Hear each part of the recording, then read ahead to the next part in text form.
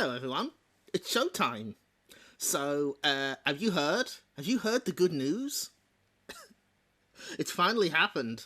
We have a new company joining the Arcade Archives, and it's Universal. Yeah, I like the CD soundtrack as well. Hang on, let me see if I can find this. Hang on, I should have a. There was exactly one photo I forgot to prepare because I'm very smart. Bear with.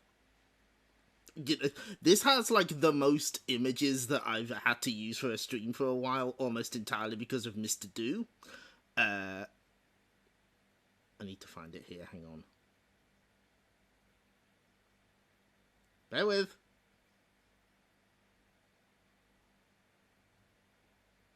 Here it is. There's the Universal building. Oh, no. Shrink it down a bit. There we go. I took that in 2015 while I was in Japan. I think I was in the queue for, or at least on the way to Comic-Con, and I just saw the Universal building, and I was like, oh, okay. Yes, Universal are still around. The day of reckoning. It truly is. But yeah, this week's Arcade Archives for the 12th anniversary. Yes, they've been doing Arcade Archives for 12 years. Was, of course, Mr. Do. And so we are morally obligated. Ah, that's where the patchy slot is born. I see. Interesting. So I was like, okay, we have to play Mr. Do again. And we've also got a couple of other recent Arcade Archives games. Recent-ish, so, time for a catch-up. But what is Mr. Do? I'll tell you what he is. Eating, throwing, or crushing. Mr. Do is very active. Now, I know that doesn't look like Mr. Do. Don't worry, we'll get to it. So let's zoom in on this one first. That doesn't look like the clown that I know. Neither does that stripe. That looks more like a snowman. Maybe there's more information we'll be finding out about that later. So this is I believe this is a US flyer. Maybe one of the earlier ones. Operate Mr. Do to exterminate all the monsters. Mr. Do continues to eat cherries while making its passage. High score awarded when many cherries have been eaten. A monster arises from the nest in the center of the screen and chases Mr. Do along the passage. The monster, after changing shape, may make its own passage. A cake center target will appear out of the same nest from which all the monsters have arisen. When the monster eats it, it stops for a while and an extra monster will appear. What they mean is you need to eat it, not the monster. An extra monster will appear every time 5,000 points have been scored. Wiping out all extra monsters awards another Mr. Do. A Powerball can be hit at a distant monster or can be effectively used to drive back the monster when it gets close. An apple can be moved freely, even outside the passage, so that it can be dropped onto the monster's head. The monster can move an apple similarly. If a diamond appears from an apple when it has been broken after dropping more than 2 stages, you are lucky. Eat it and win a replay. That is literally an extra credit. And it'll also immediately end the stage. Maybe this Mr. Do is the monster. That is true. Maybe. Now, last time Mr. Do was on the Gaming Hell stream, I was a bit harsh to him. You must understand, I don't like clowns. Jesters? Jesters are different. Jesters are fine. I think it's the amount of makeup determines where on the clown-jester spectrum you determine someone is. I don't like clowns, I'm sorry. Do is the name of the scientist, not the monster. That's good. That's... Oh god, that Jester. So there's that weird design again. Huh. Where's the clown? The clown's here. So this is a different US flyer, but it still says Mr. Do is very active. Mr. Do. I believe it has the same gameplay tips, but let's just quickly zoom in on this. Now, that doesn't look like a clown to me. That's more of a wizard. So I'm not sure what's going on there. The strange case of Dr. Jester and Mr. Do.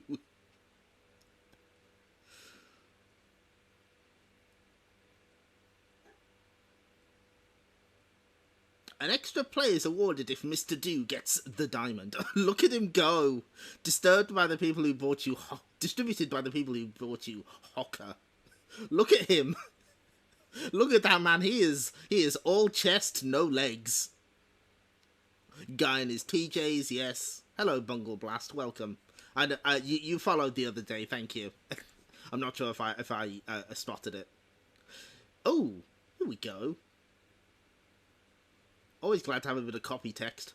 Here is a challenging and rewarding fun game you've been waiting for. Mr. Do offers captivating characters and music, alternatives for extra scoring, simplicity of control and player-created route scenes requiring various strategies, etc., all in one unique game. For more information on Mr. Do's proven results in the arcades and street locations, contact your distributor today. Oh, did they... Copyright. Yeah, they spelled it wrong. Good. And here's another one. This is a German flyer. Where Mr. Do is like a happy gardener. I'm happy for him. I'm glad he's enjoying his life. And it is showing the clown version, so they managed to update it. Hairdo. The thing is, like, in one version, it does look like he has, like, a broom of some kind to clear through the dirt. We'll see it. We'll see it. Germany. He's very clearly a clown. Almost. Yeah, he is kind of Playmobil. Yeah. He needs, like, a little action set to go with him. And an N64 game that never got released. So we have this is a UK one, I think. Look at this dedicated Mr. Do cabinet. Oh, that's beautiful. Yep, Associated Leisure Sales. That is absolutely, yeah, there we go. Burton, London, Warrington. The highly amusing new fun game available from Associated Leisure. Mr. Do will be extremely popular with all video enthusiasts. Ask for details of this great new machine, or come and see it at any of our regional showrooms. Oh, a Zakaria cabinet. That makes a lot of sense, yeah. Oh, that joystick looks horrible, though. Oh, just a shaft. Oh, I hate it. Actually, that does remind me. Hang on. We're going on a little detour. Okay, I forgot something again. What else is new? Fuck. Where is it? Here it is. Here it is. So, come on, load. So this is something 05 Pro found recently. Let me... Bear with.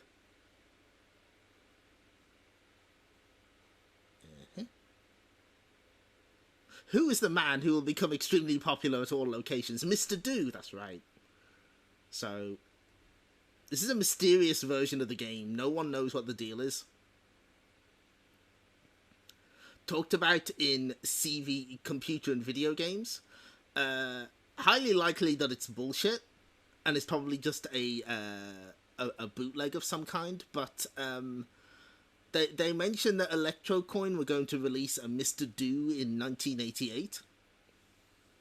No, but like, it's not just a reissue because the cherries have been replaced with pears.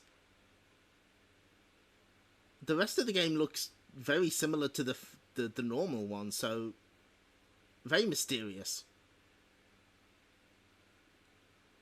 I suspected it might have been like a Space Gun 92 situation where they were just going to redistribute the game. But it's, but, you know, they've replaced graphics here, and that's not normally what they do, so we may as well have brought it up. Anyway, moving swiftly on. Time to do the do, yep. Anyway, we still got more flyers. We're not done. Mr. Do 88, yeah. Mr. Do was incredibly popular, so, you know, there were a lot of flyers, including this one. The apple of your eye. Non-stop action. Non-stop play. Non-stop earnings. Yes! We love earnings. You want to believe in green bananas 99 levels do. We all do. Also, that is very clearly an edited life icon there. That's not the one used in the final game. Yeah, profits, baby.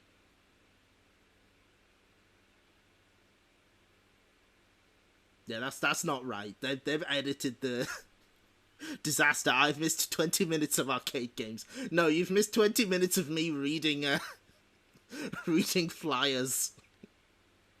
Very high quality edit, absolutely. The apple of your eye. So yeah, that just explains how you play the game. I think it uses the same text and everything.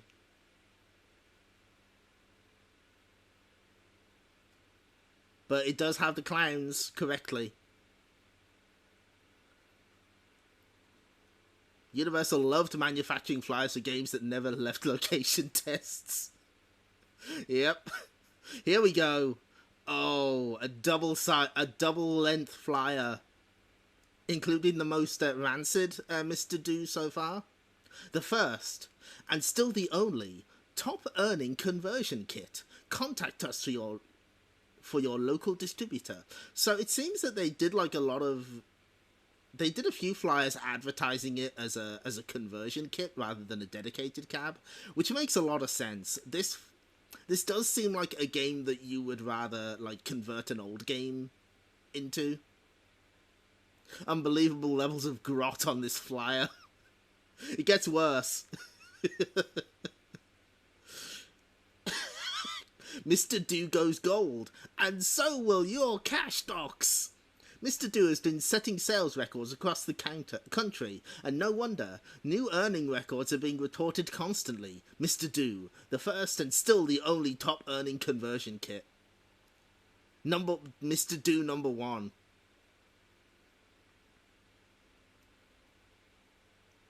Absolutely horrible clown. I hate it. Yeah. They're very happy, but I don't think they should be. I think Mr. Do as a series has some of the grottiest flyers. That's true. But here's my favourite. This one's the king as far as I'm concerned. Pushes profits your way. Conversion kits now available on this top earning game. Revitalize old inventory. Easy installation. Instant cash box results. Copyright protection. Ask about our Ladybug kits. Now, I'm not sure if that means... I imagine that means, like, conversion kits for Ladybug, which I agree with. Not to convert Ladybug into Mr. Do, though. That seems wrong. A lot of magazines specifically cited Mr. Do as being the game that made operators think conversion kits were worth it instead of being a fly-by-night fad. Oh my god. The wheel below the market... Oh yeah, there is that weird wheel. Your profits will crush your enemies to death. I think this is maybe the best design for Mr. Do we've seen so far. I think it's just for show, but I think it's neat. It's something to distract you.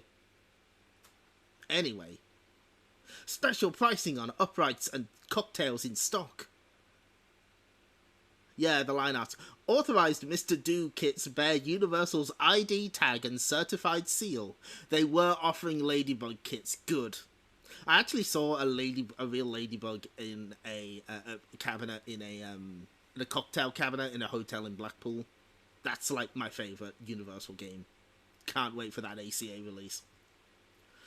And this is the reason this is my favourite. Let me take a sip of... wrong button. Let me take a sip of tea first. Gotta make sure my throat is ready for this one.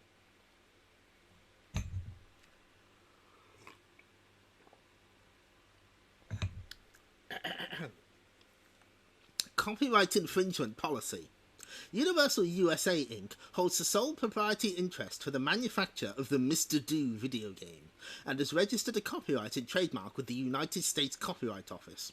Due to Mr. Do's excellent earnings reports, there may be those interested in illegally reproducing this game.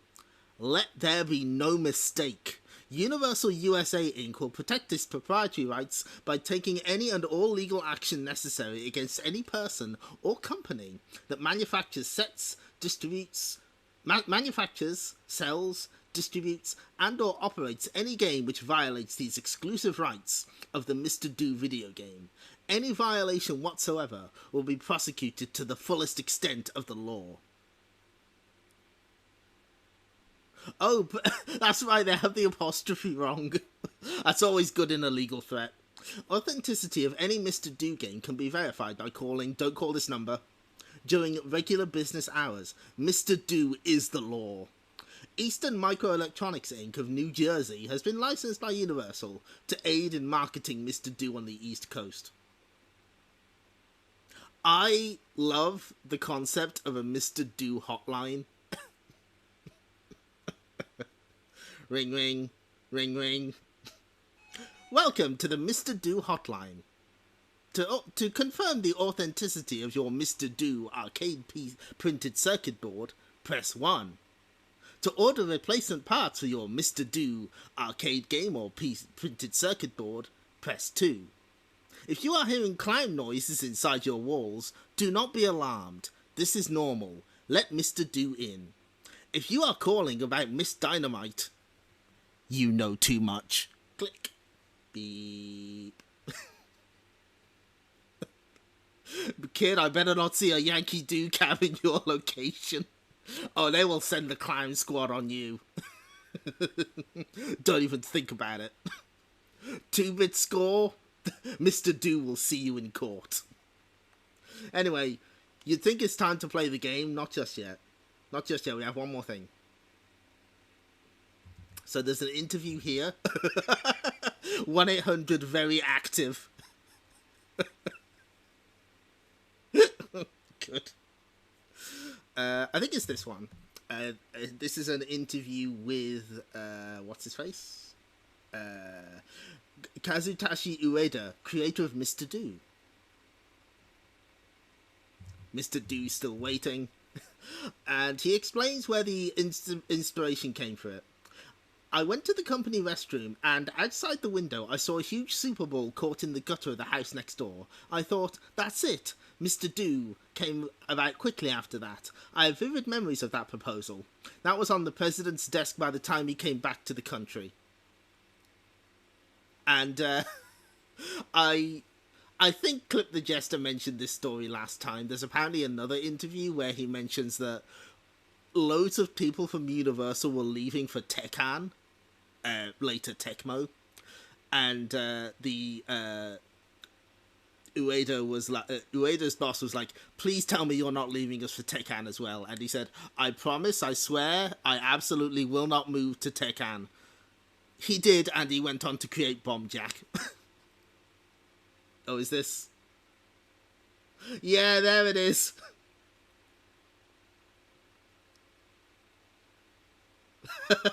We used to joke around the office, if you didn't come from Universal, you can't get promoted here. That's really good. Thank you for that. That's beautiful. Oh, yeah, it's this one. Yeah. Yeah, we can post the... I'm not leaving for Tekken today. Mr. Do versus Bomb Jack. God, I wish. Anyway... So now we're ready to play Mr. Do. Or are we? Well, let's play the new version first.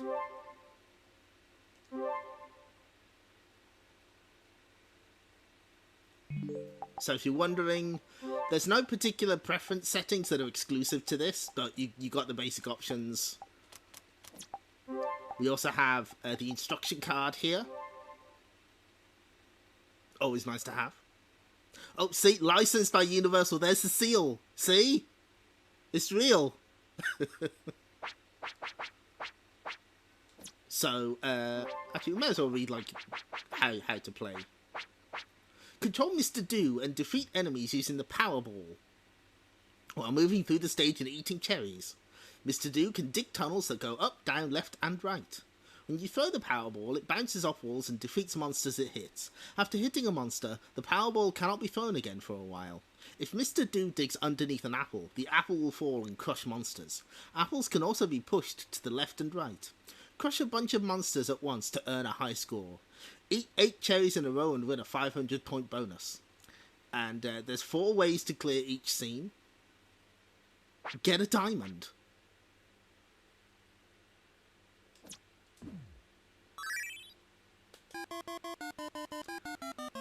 Well, it's time to clown around.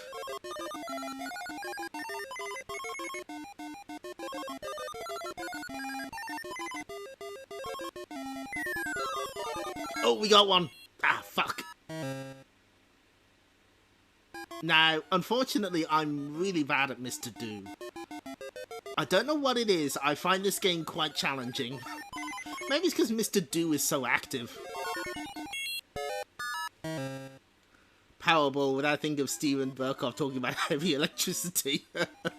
That could be your clown.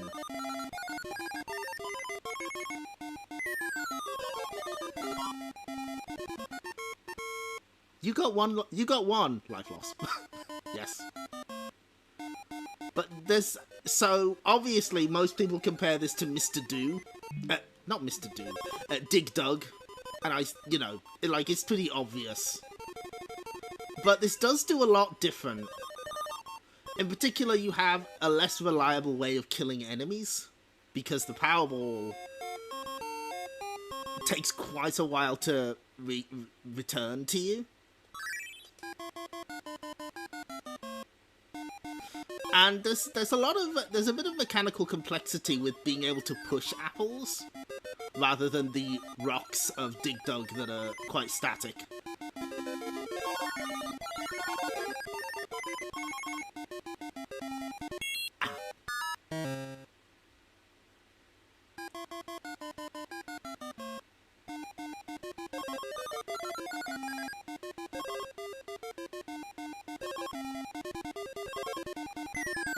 Oh! No, didn't quite get him.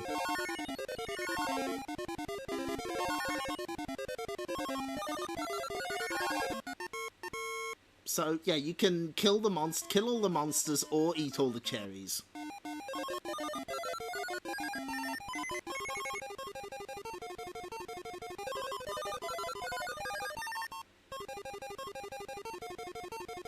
But not only can you push the the apples, they can as well, and so you can get sort of caught in... I brought that upon myself. You can sort of get caught in, like, tugs of war, almost.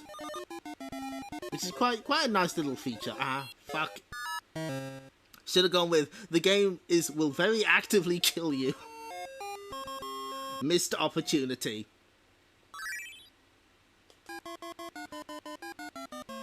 Yeah, we'll get back to that snowman in a minute.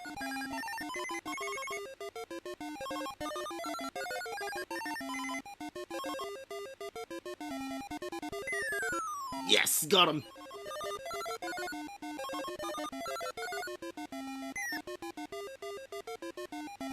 Now, if you can grab the cake in time, it freezes all the monsters, but then the munchers come out. The munchers want you fucking dead. Oh, we can get an A. I want the A. Yes! Oh! Oh, they can eat the apples! Oh, that's awful! That's funny. They have the anti-apple tech. I didn't know.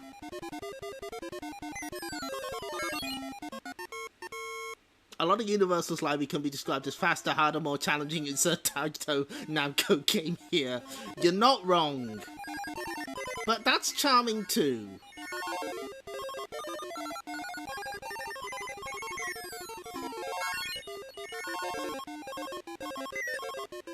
Oh, if you push the apple, you're too slow to get the bonus. That's funny. Letters trick. I mean, the one can interpret the letters to have mouths if you look at them the right way. Well, nuts to this. I'm grabbing the crackers.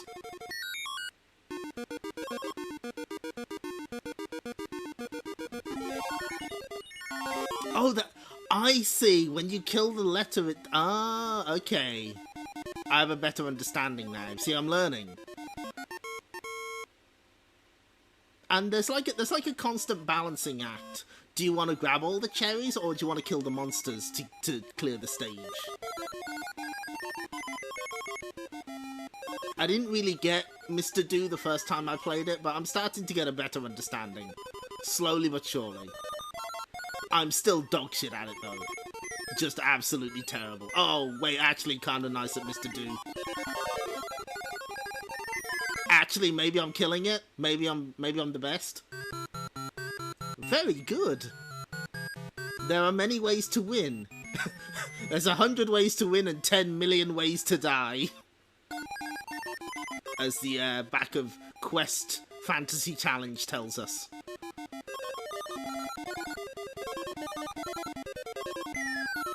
Oh, sick, yes.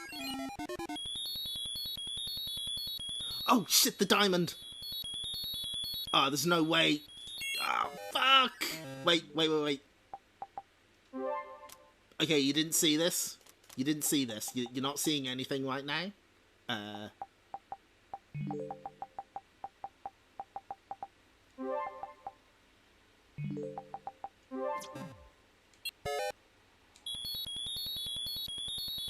I want that fucking diamond. Oh, shit, did we run out of time? Fuck. Hey, there we go. Secret God Gamer Tech we're not supposed to see. Congratulations! You win special. One more game. Oh god, he's horrifying. Oh, I don't like that at all. Oh no. 1 in 4,986 chance diamond, huh? Allegedly. It drops a coin into the credit counter. That's a really nice touch. Going for the cherries very quickly becomes a fool's errand, you don't say. That does not surprise me, because the monsters get so fast. They get extremely quick. And, like, it becomes slowly impossible to outrun them, at least from my perspective. But that's not what's special about this re-release. Because you have the new version, we have the old version, and we have the oldest version. Now, what is this? Well,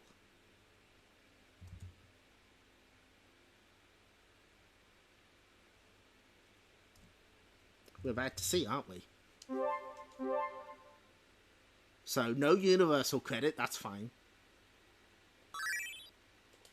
Hey, check it out! It's the snowman! And it's completely different music.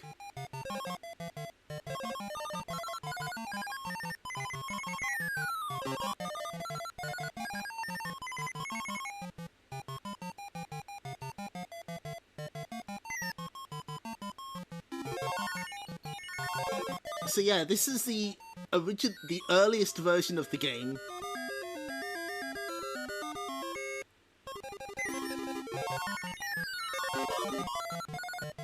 Oh Jesus, the diggers are out already. Fuck. Oh, feels good. And then he fucking explodes. It's horrifying.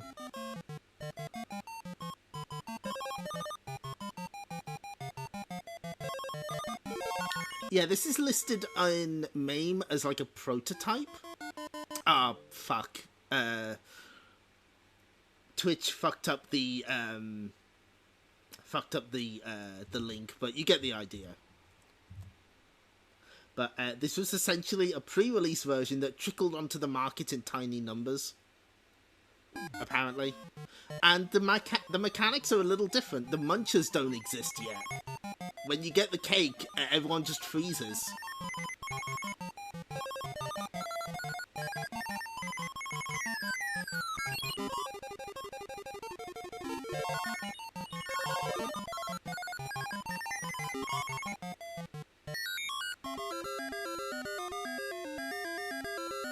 It also seems that it's easier to get the extra letters because the monsters freeze when you grab the center target. But are Yuki Daruma funny? Universal employee. Asking the right questions.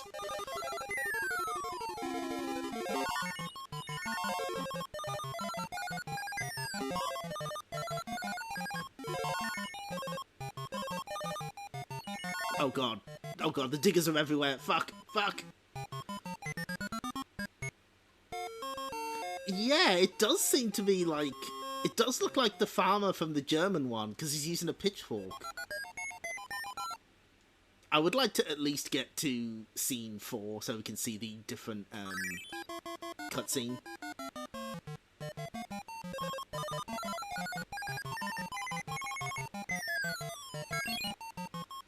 So yeah, if you don't want to play with a clown, you do actually have an option in this re-release.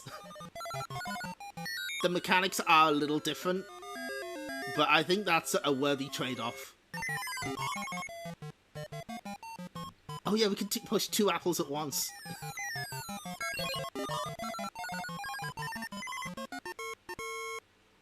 Yeah, it looks like a rake. He's cleaning up the, We are playing Mr. Do. Did you know? He's very active.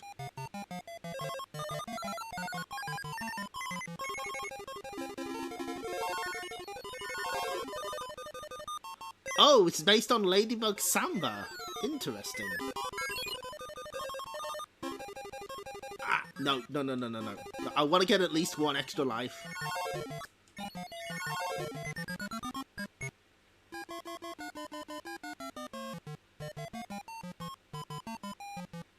Yeah, maybe this is actually like a really filthy carpet, like UPL's Rugrats.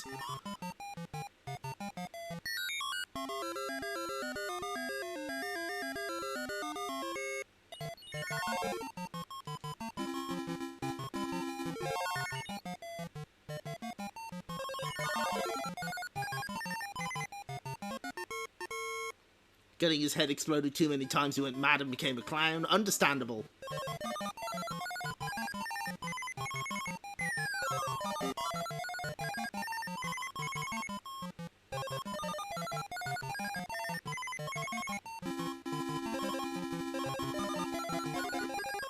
Okay.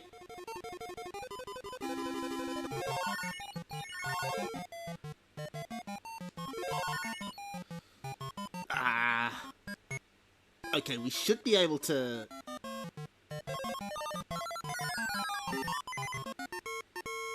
Yeah, okay, that's good. I'm glad that we at least got to see this, because now you can see the difference. Look! Look at him go!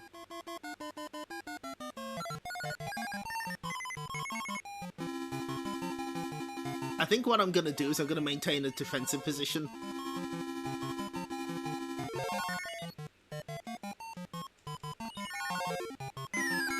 Oh, I think I see what's going on. Ah.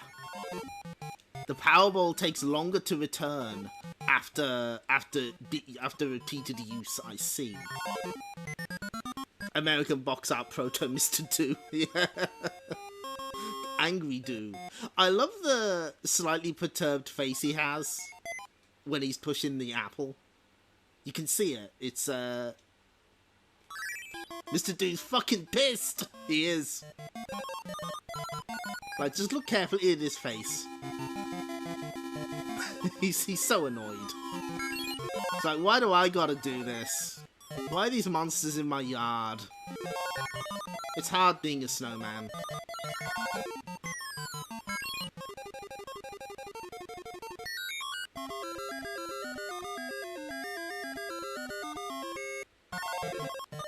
Mr. Do, he's only got one ball.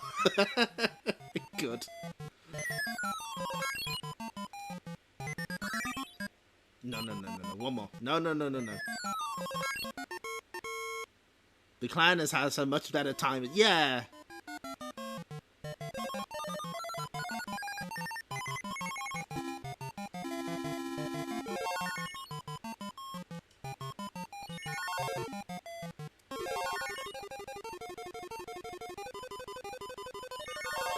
Oh, Jesus. That was a slaughter.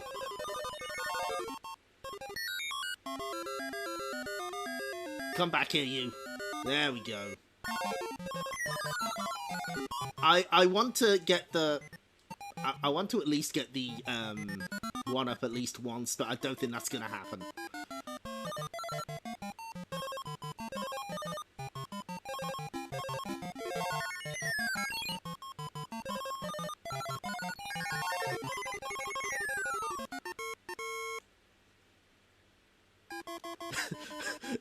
This proven moneymaker is flying too close to the Namco sun.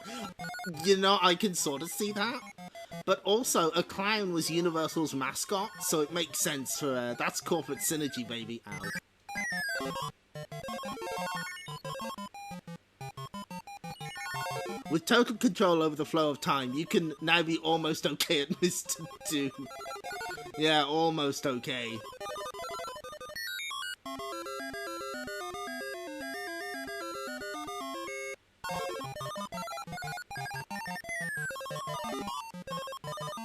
Yeah, there's definitely, like, the issue of getting overwhelmed. So it seems that going for the cherries is kind of, I can understand how it becomes a fool's errand. But I want that extra life. Okay, good start. Please make it all the way. Yes.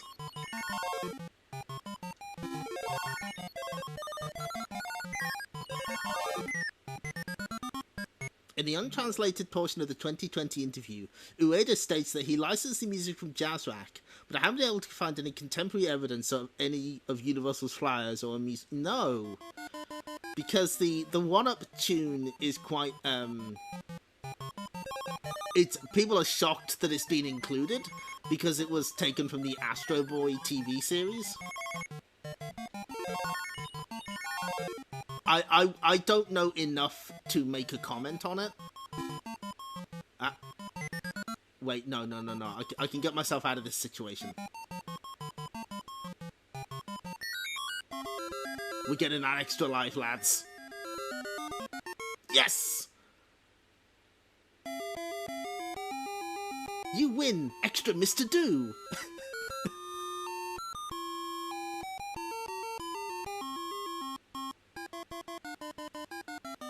We had to cheat our ass off, but we did see it. Ah, yes, we got Lilith. Nice.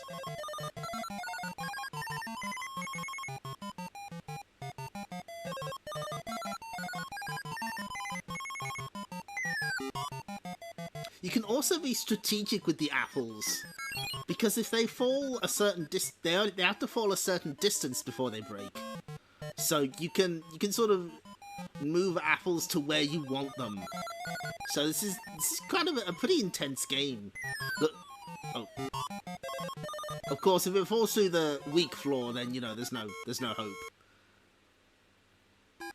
All worth it. They invented license. Yes.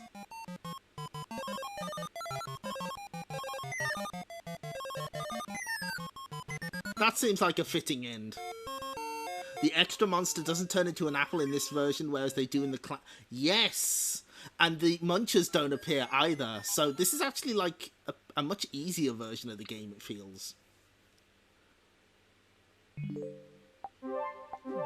But if you want, there's also the old version, which has the life rollover glitch. Now, there is a question I've got. I think Clip the Jester would be able to answer this. Did they, like, remove the Taito copyright here, or was there always a version that was like this? I wasn't quite able to find an answer.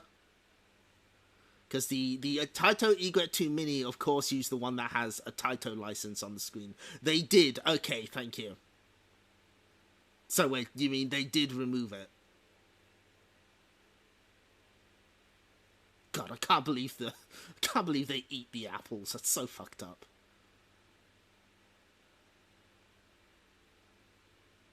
Okay, thank you. I thought that was the case because yeah, it makes sense that they take it out. I just wasn't sure because there's quite a few different versions of Mr. Do, unsurprisingly. But I tell you what, let's have one final honest credit on the new version, the newest version.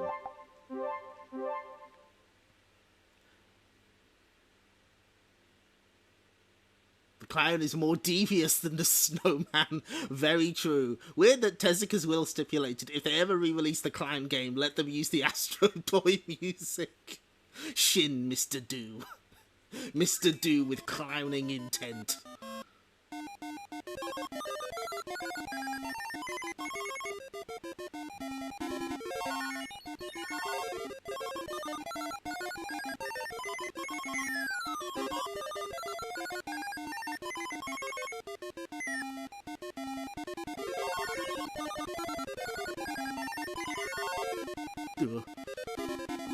Save me, Powerball. Oh, don't hang around like that. Fuck. Okay, no. One more try. This game's good. I think I finally turned around on Mr. Do. Of course, the exciting thing about having Mr. Do show up for Arcade Archives is they have confirmed that there's going to be more Universal games, like this isn't a one-off. So, I can't wait for Ladybug. I'm so excited. I fucking love Ladybug. Oh god, the munchers. No. Okay. Can't wait for Mr. Do's Wild Ride. Footsies with clown shoes, which become a thing in Alien Challenge. We may get Mr... We may get... Well, I don't know. Was Miss Dynamite not released? I seem to remember hearing that. Hamster generally don't go for unreleased arcade games, which is a shame. I can see why, but also release Chimera Beast, cowards. There we go.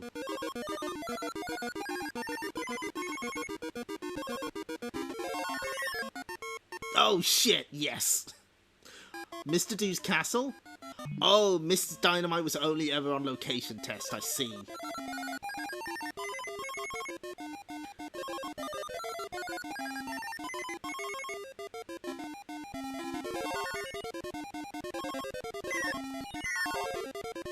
I'm gonna push, yes!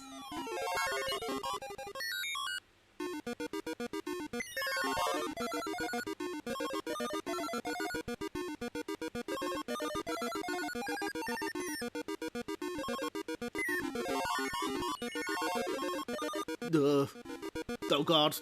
Oh, the munches are closing in. No hope. Ah.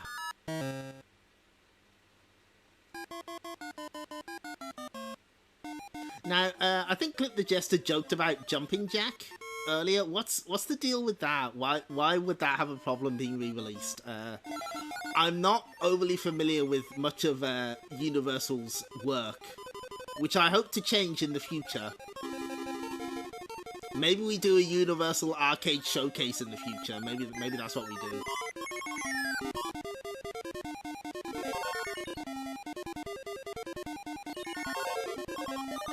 Alright, eat the apple. Yes! Feels good.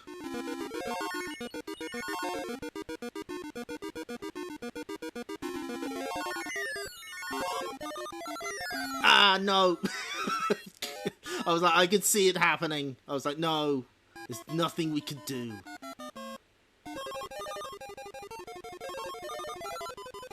Oh god, I hope Space Dracula should emerge at some point. Okay, well, can I have one more go? Can I have one more as a treat?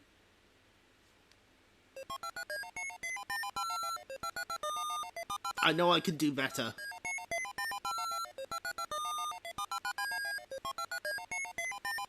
I still wonder if Space Dracula turned into Captain Zap.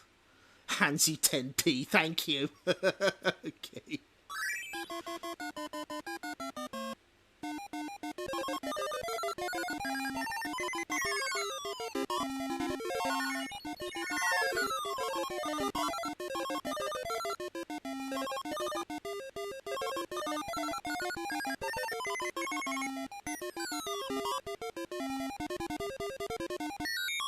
Yes.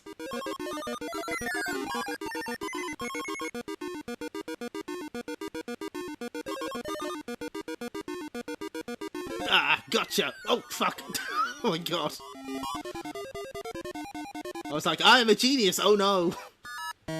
Jumping Jack has a rather unfortunate depiction of... Oh. Ooh, that'd do it. Oh, yeah, Looney Tunes DVD style product of its time.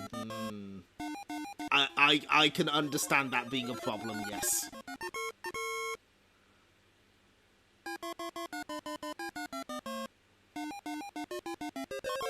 The munchers in Mr. Do are a top 5 scary main moment. I can understand that. Their appearance is sudden and terrifying.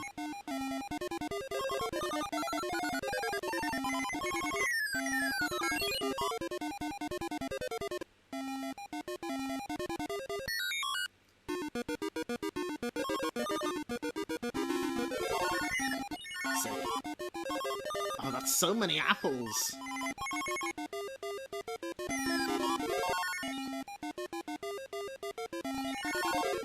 I definitely need to work on being less greedy. Mr. Do's well-known vice, avarice and greed.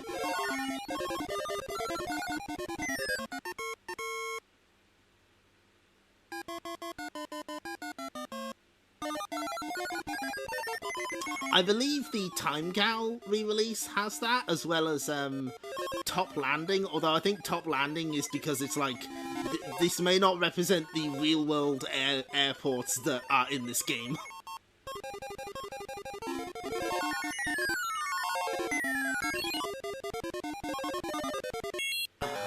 The main thing I struggle with is turning around in time to hit an enemy behind me, because you can't just throw it.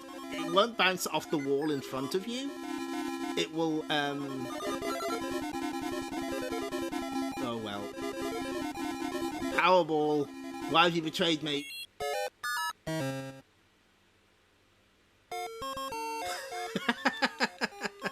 Mr. Do is a game filled with tricks, and in order to be good at it, you must become the tricker. Wait, what are these symbols? Oh, question mark and exit. Oh, is that and? Oh, there we go. That's a cute face.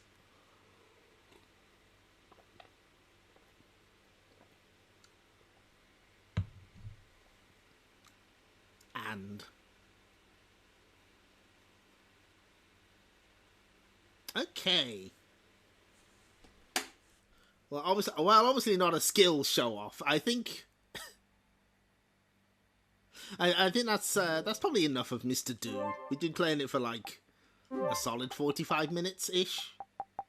I hope that I've done the game justice. I'm warming up to this Mr. Do. Not as a concept of a clown, you understand, but, you know, the fact that I can play a version where he's not a clown allows me to, you know, decompartmentalize him. Oh. Okay. Once the monsters reach a certain speed, you can start digging through the dirt, at which point they'll turn into a digger and give you enough time to turn around. Ah, okay. If Mr. Do persists for over an hour, consult a licensed healthcare professional. One in the rough, collect a diamond, 150G.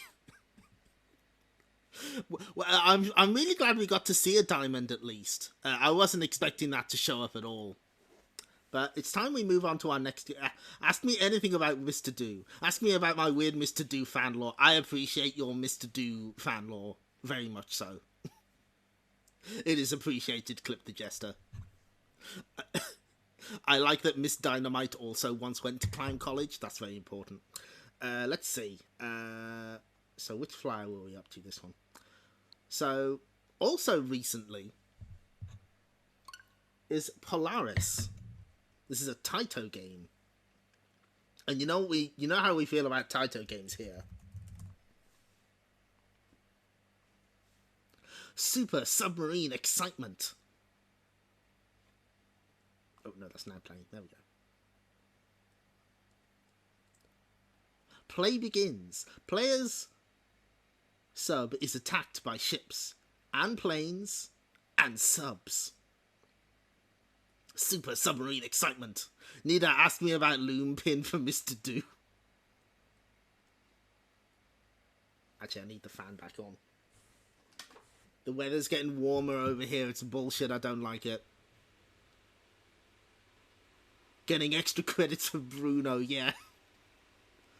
Super submarine excitement, super submarine thrills. You are the captain of a legendary nuclear sub Polaris. You are under attack from all sides. Can you survive? Play Polaris and find out. So we have the basic rules. Bonus! Congratulations! Keep it up and you'll get the high score. That's the European flyer, which is basically the Japanese flyer translated. That's bullshit. You know what we want. Take command of Polaris and command winning profits. Yes. Yes, Commander. Never before have been so many obstacles pitted against you, or so many opportunities for you to vanquish the enemy and score, because never before has there been Polaris. Oh, look at that sick... Oh, that's so good. Look at that sick control panel. Yes.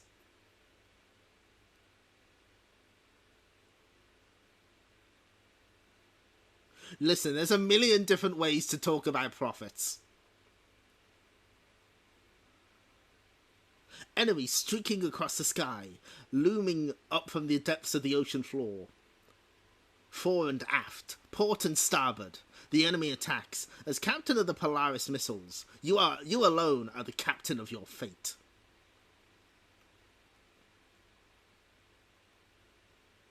Navigate your sub to avoid all water hazards and fire, but don't waste your Polaris missiles on red depth charges. They cannot be destroyed. Score mystery points by maneuvering under enemy subs and blowing them out of the water. Avoid crashing on the ocean floor. Score mystery points too by blasting torpedo bombers armed with nuclear warheads.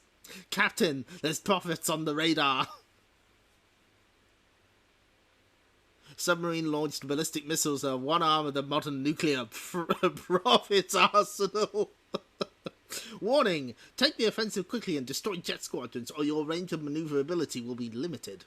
As action progresses, it becomes more and more difficult to hold out. All your resources and skills are called upon in the all-out warfare. That is a sick cabinet. That's pretty great. Command winning profits. So this is interesting because no, that's Devastators. Yep, I got my notes in the wrong order. That's fine. So this is actually the first re-release of the old version. Let's open the manual and see what the deal is. Old version is 4-directional movement only, whereas the new version is 8-direction. The 8-direction version was included in one of the Taito Memories collections on PS2. And I completely forgot that it was even there. I'd never heard of Polaris before this. And I was like, it was on there, really? I completely forgot. Hello, Straw Bros. You just missed Mr. Do. Don't worry. Hang on. I'll get an image of him up on the screen for you. There he is. There's our boy. You're welcome.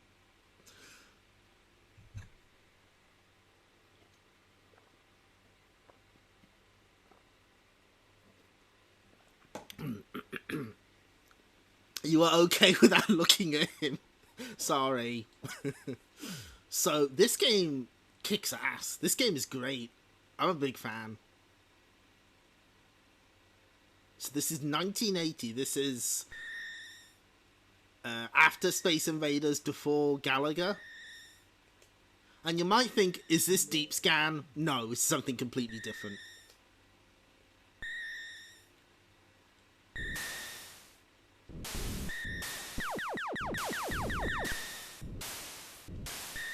So you sort of have complete freedom of movement, although it being a four-way does limit your options slightly.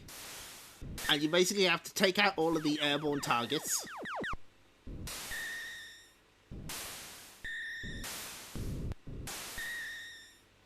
But notice that there's an arrow to the left of the screen. The longer you take to clear a stage, the let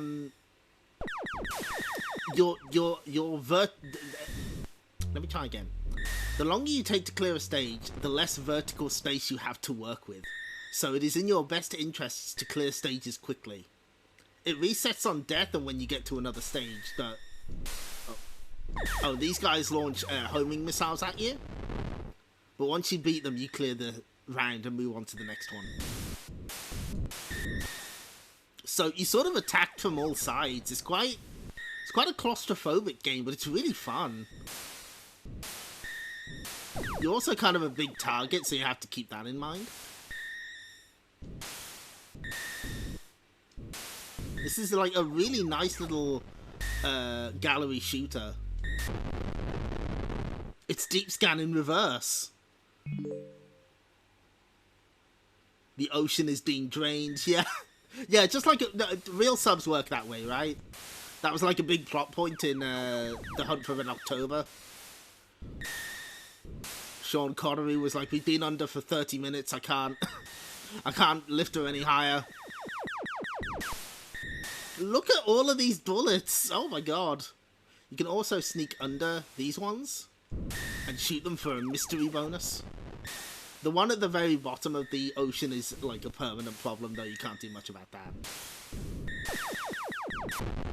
There's also red depth charges that you can't destroy.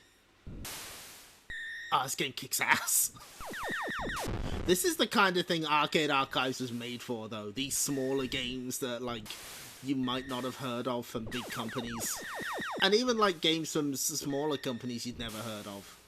That's the most exciting part, because it's like, wow, a new arcade game for me to play. Oh, no. Oh, I'm really limited now. Oh, this has become a big problem. Got him.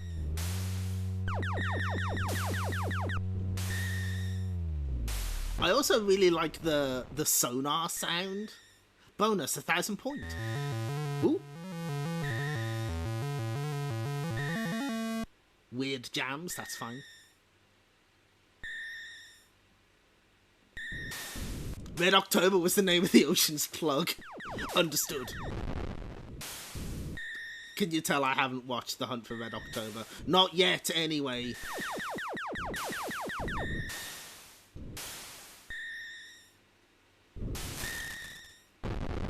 Ah. Yeah, the green sub at the bottom is indeed an enemy. You can't destroy the one at the ocean's floor, but there's some that appear slightly higher that you can destroy for mystery bonus. But yeah, this is a great...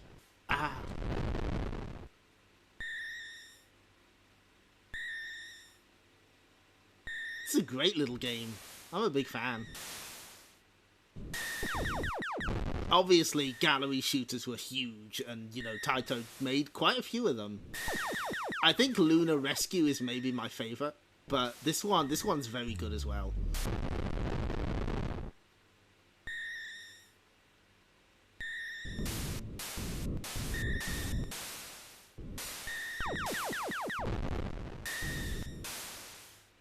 I can't remember though, would Deep Scan have been before this or after this? I can't remember what year it was.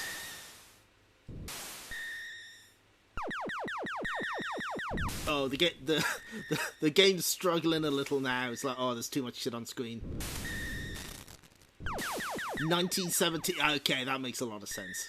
Again, though, this is not Deep Scan. Right, this is a very different game, but aesthetically kind of similar.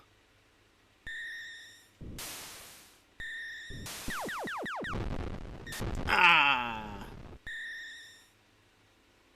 That's okay.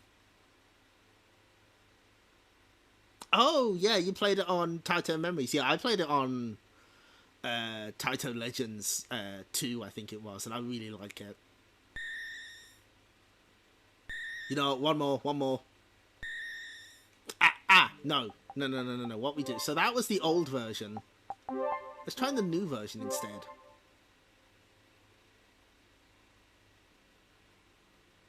Let's watch the attract mode, actually.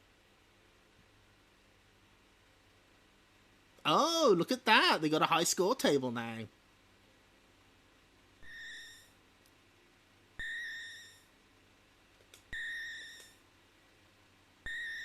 So check this out. Ah, we can move diagonally. So you got much more freedom.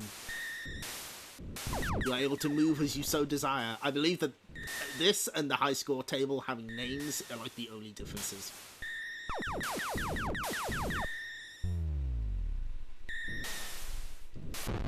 Yes. I can understand preferring the four-way movement. I can definitely understand that. I think I prefer having 8 ways, but 4 ways is legitimate also. But that's nice. That's what's nice. You do have a choice. You can pick either version. Ah. Oh, they distributed a version of Galaxy Wars. Oh yeah.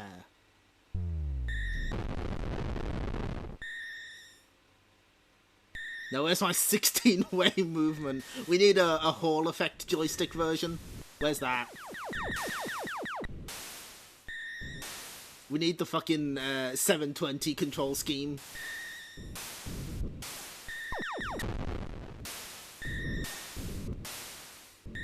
What's the name of that fucked up 360 degree NES controller?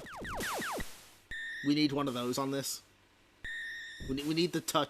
One of those awful Mega Drive pads that is like a touchpad almost. Touch Master or whatever it is.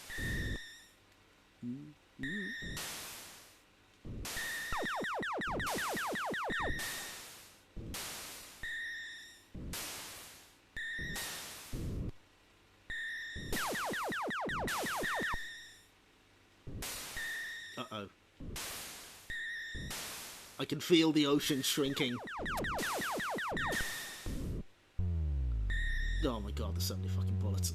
So, this guy launches semi-homing missiles at you. What that translates to is they move down and then they match your horizontal position. So if you just move up or down, you're fine. Turbo Touch 360, yeah. Literal pressure, yes.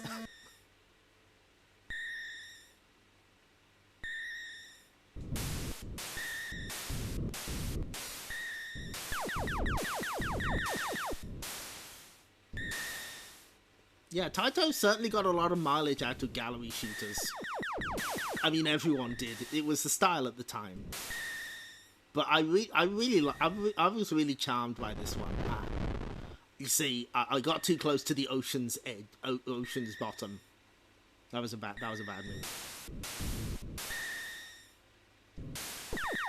move.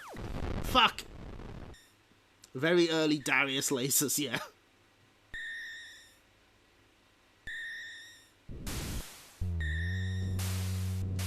Oh, now he's firing 2 homing missiles at once. Oh, that's scary.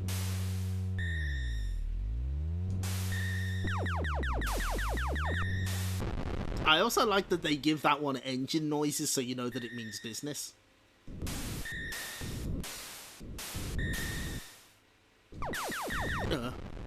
You don't want to be too close to the top either, because that one can just catch you by surprise.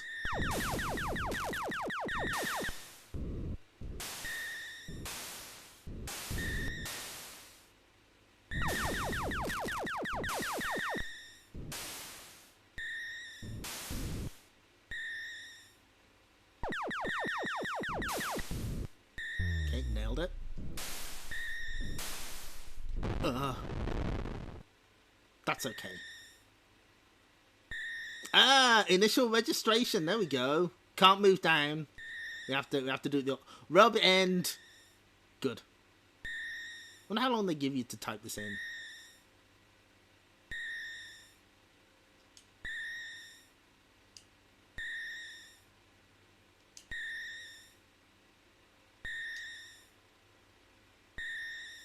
Best scorers of today. People were big into space games. Wahoo!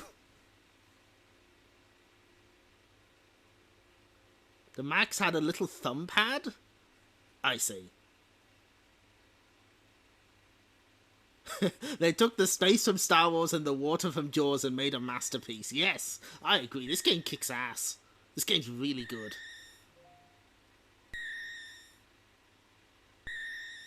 Yeah, well, it's not Space Invaders, is it? It's completely different. We should try to be less reductive. Oh, I like that the... Oh, wait, hang on. Are we going to get a little title drop here? There it is. Good. Yeah, this game's great. Big fan. One more. I get to have this as a treat. I get this for reading out all of those Mr. Do flyers.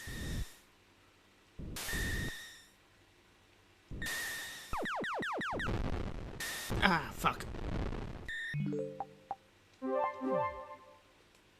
It's a gallery shooter 'em up, yes. And oh, is it non-random? Hang on.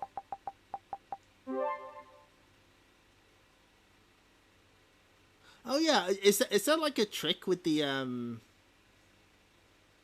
enemy submarines and anti-submarine aircraft then? Is there like a kind of similar trick with whatchamacallit? Space Invaders. Oh, look at that! Oh, that's really good!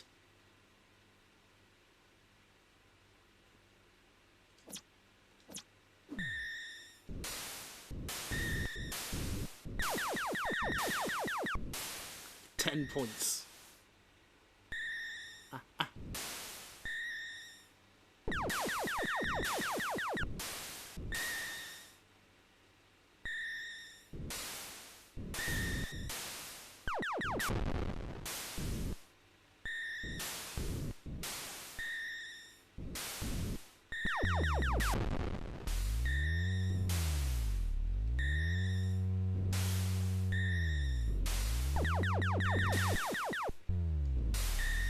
Nope. Ah. Gotcha. Random like Space Invaders. Different rounds give different scores for stubs and boss. I see. Okay, interesting. So you don't have to count all your shots then. That's something. I do like that the Arcade Archives version of Space Invaders gives you all the tools you need to score well. Like, it keeps track of how many shots you've taken and the value of the UFO. Ooh.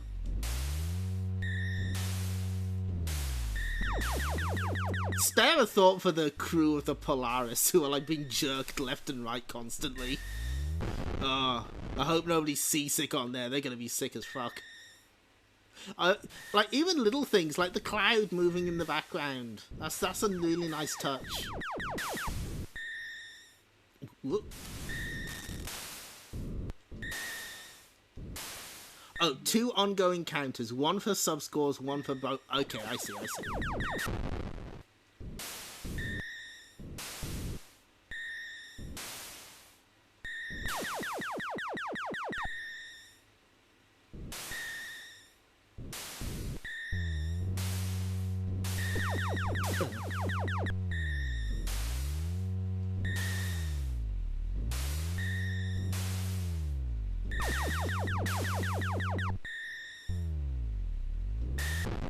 Got him.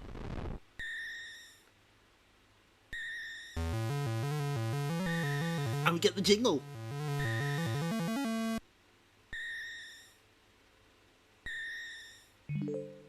Oh, good. There's a 1 more emote. Excellent. Oh, we got an extend. Nice. No, wrong button.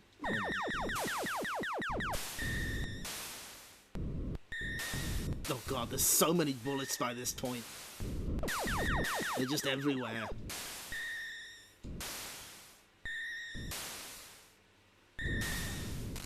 Ah! The Polaris session went well, kind of?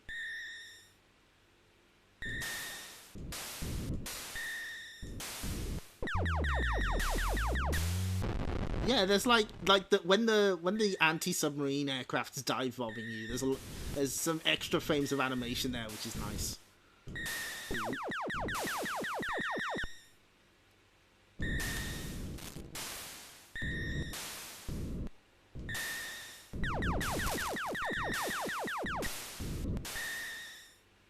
Also, the fact that there's like a little bit of color clash here and there makes me feel like I'm playing a ZX Spectrum game.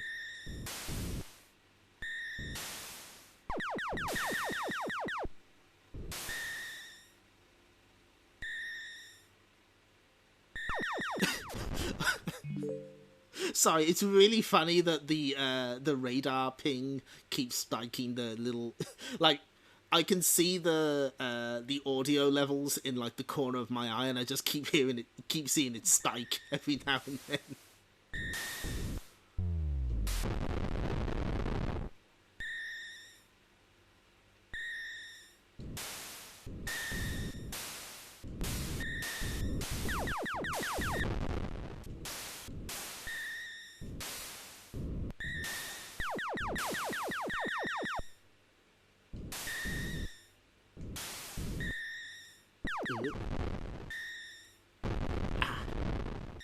It's your battle computer, yes.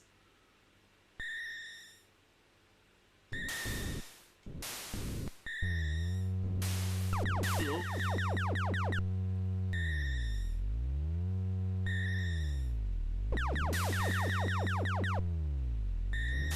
can at least shoot the yellow depth charges, but the red ones absolutely not. Fuck. Got him. Ooh, 2,000 points. Oh, we're fucking kicking ass. Ah, yes. Feels good.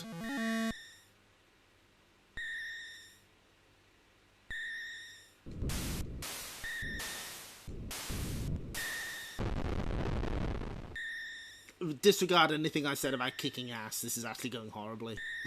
Worst Polaris session I've ever seen. Oh, maybe I'm nice with it.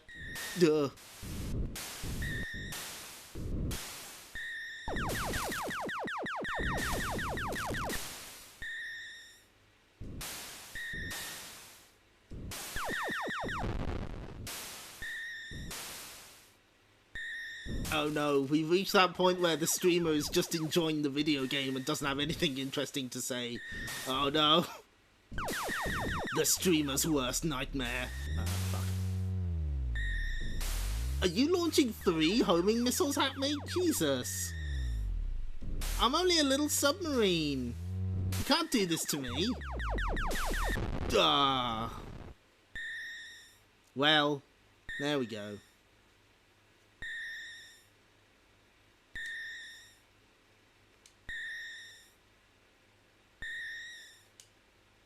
I like that it keeps going after game over. That's a cute touch. Unsurprising. Addictive Taito arcade game is addictive, I know. Should have seen it coming. Okay, so, right, that's enough Polaris. Good game, though. Highly recommended. Let's exit out. So, let's move ahead a little. Let's move ahead to 1987? 6? Which one was it?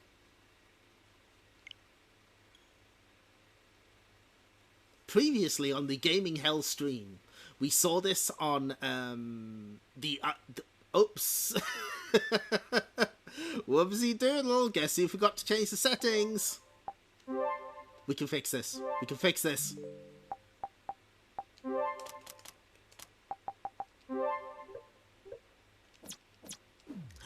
Mr. Do rotated the screen. Okay, let's go back. restarted your monitor. So yeah, this is 1988's Devastators.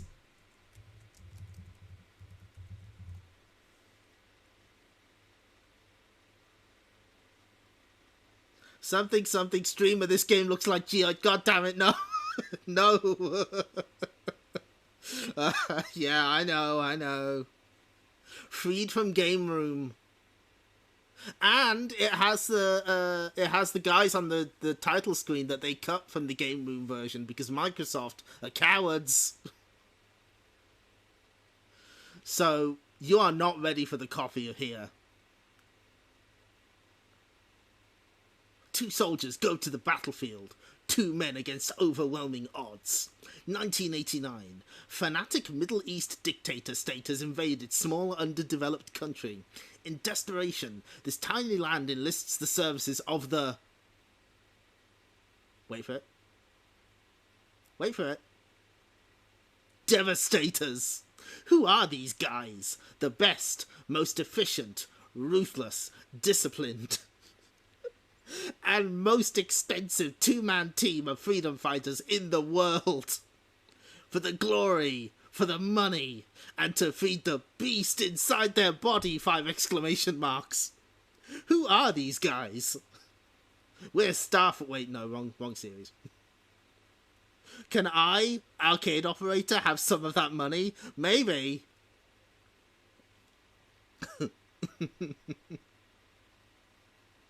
The beast inside their body. Colonel, what's a Hind D doing on a Konami flyer? My favourite part of this is the fact that there's a gap between and most expensive. Devastators, video game. Mission. Complete destruction of the invading army before your time runs out. In each stage of your mission, time is limited. If you do not clear a stage within the time available, your mission has failed. Who are these guys? What is this place? 2-player interactive and continuation feature available. Oh, this is going to be kind of tough to read. Beware, all your weapons' ammo except the Uzi is limited to the number of shells shown above. Make each one count. Starting your mission, you are armed with an Uzi submachine gun and 20 grenades. After confronting the enemy, the additional weapons available will be shown on the screen at certain intervals. By shooting at the enemy guards and picking up their weapons, you can add these additional arms to your arsenal. You cannot have Molotov cocktails and a grenade launcher at the same time. Too risky. But you can add a bazooka at any time. I like that they try and justify that. That's really funny. So that's the European flyer. That's boring. You know what we need? That's right. Set your sights on Devastators. Oh my god, look at her. Dedicated game, vertical monitor, 2-player interactive, buy-in and continuation feature up to a certain point, by the way. Yeah, funny looking Uzis, right? Yeah, she's having a whale of a time, bless her. She just got off the Contra arcade photo shoot. She fucking loves war, bless her. Up to a certain point, this is a threat.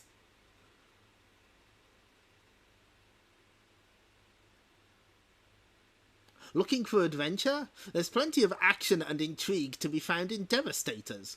Go into battle in a combat-ready condition. At the start of the game, the players parachute into the desert to begin their first mission.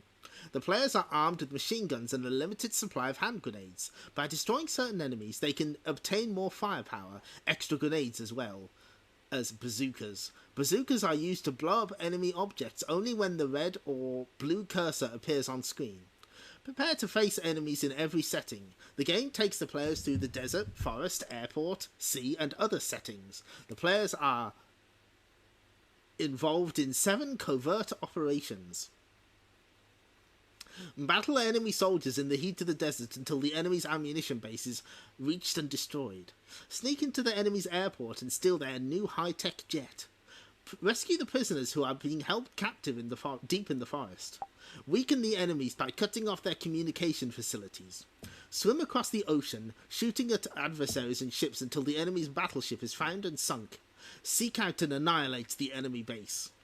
At the embassy, fight the enemies in order to overthrow the government and save the ambassador. This game that devastates the competition.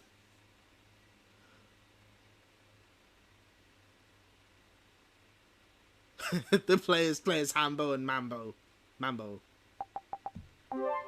So we have the Japanese version and the English version. Now, normally, let's see, where is it? Here it is. Normally, they will edit out flashing, but for some reason they kept it in this one. I think it mostly applies to the bosses kind of flash a lot of colors, but it's not full screen flashing. So, and I think maybe there's like a technical reason they couldn't get rid of it, but it's not too bad. There is some white flashing on the title screen though. But first, because this is a Konami joint, check it out. They cut like 3 weapons from the game.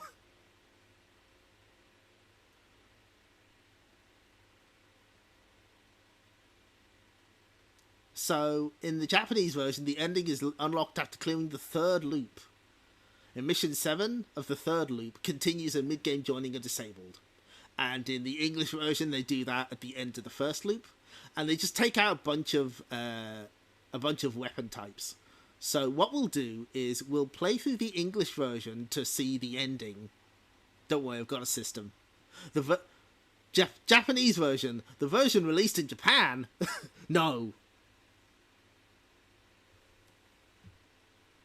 But yeah, you might have noticed that they don't mention the extra weapons on that US flyer, and that's because they're not there. So, we got a system, don't worry.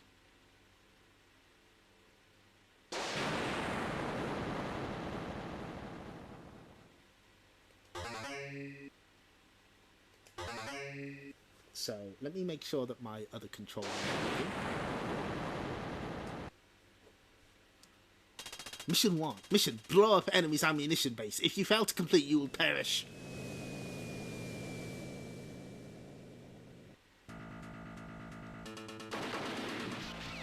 So yeah, this is like the into the screen sections of Contra, but an entire game. And there's that sound clip from Aliens. They kept it.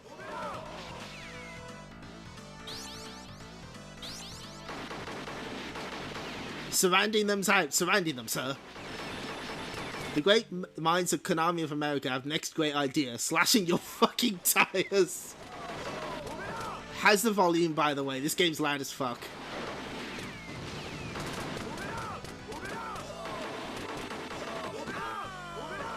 So rather uniquely, this game has bullet drop. So you do have to keep moving, otherwise you just won't be in range. Volume's decent. Okay, thank you.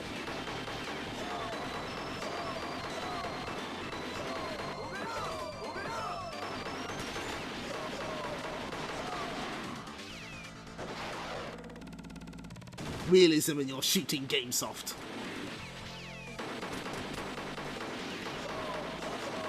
It's kind of weird to see the bullet drop in action though, but it makes sense for a game like this, because otherwise you'd just be able to camp out and, you know.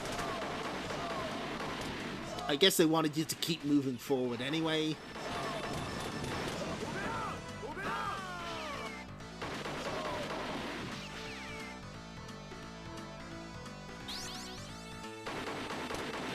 But yeah, this has kind of slightly primitive scaling. It's clearly doing its best.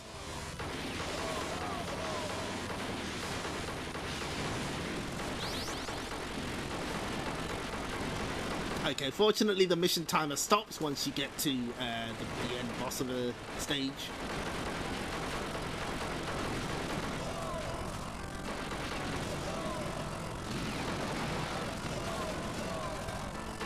But yeah, can you see what I mean about the bosses flashing? Like they sort of flash every colour under the sun.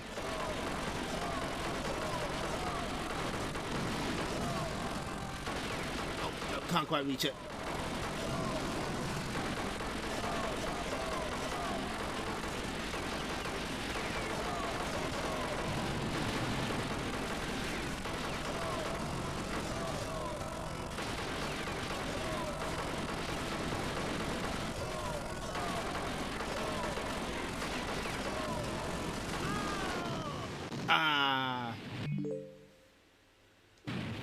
So that's one of our continues used up.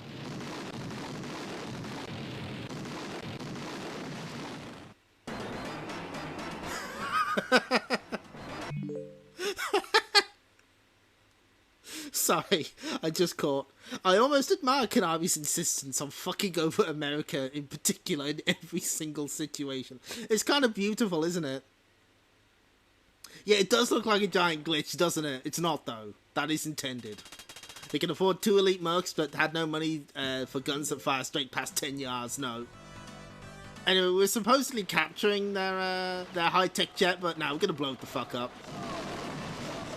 Or at least that's how it looks. But yeah, Clip made this joke earlier, but a lot of people compare this to the later G.I. Joe game. I'm gonna be that Norman Rockwell painting of the guy standing up, except it's my NV Ping tuber.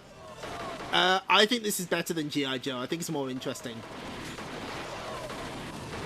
G.I. Joe is a very pretty game, but it's not very mechanically interesting. This one's got stuff in it.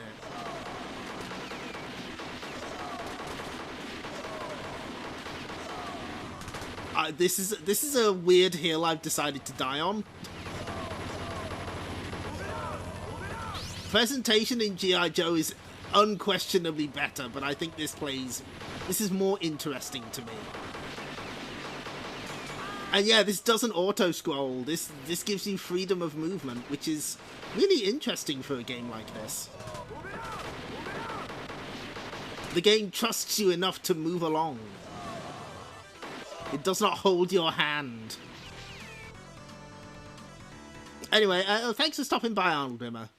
You take care. It's not a wrong opinion. They're both great. Yeah.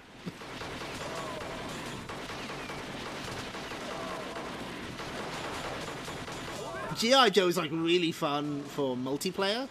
This is as well, although it does hurt that, you know, you can't continue as much as you would like.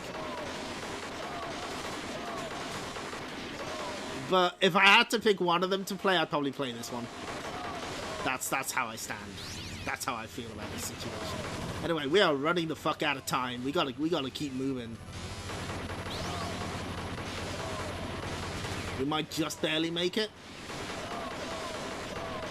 The base is getting closer. Ah, there we go.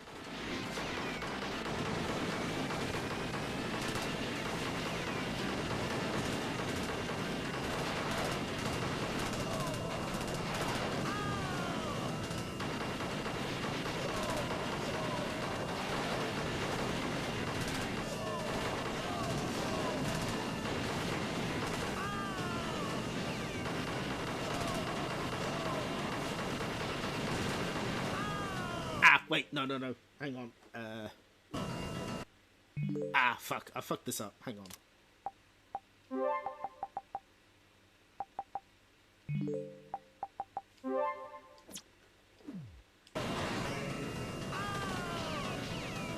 So basically, the trick is to not let the game over screen appear. So if you have at least one player alive, you won't have the game over screen appear, and that means that it won't count as like a game over. That won't help you on the final mission, but it's still something we can use to our advantage.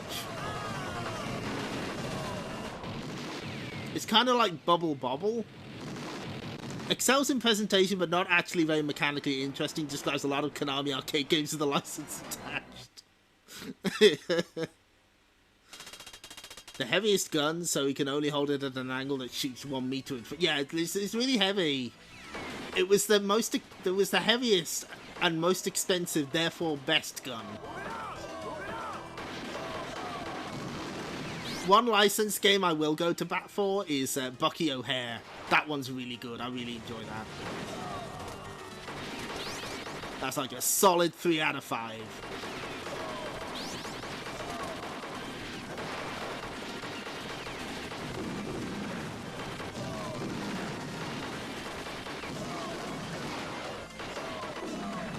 yeah, you got like they're slowly introducing more enemy types and weapons. I think this game's neat. It's very challenging though. And sometimes it's a little unclear what's happening because of all the scaling. But hey, at least the scaling's better than fucking Dive Bomber Squad.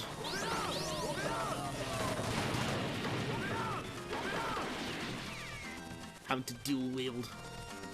Don't mind me. Oh, look how far ahead he is. Look at him go.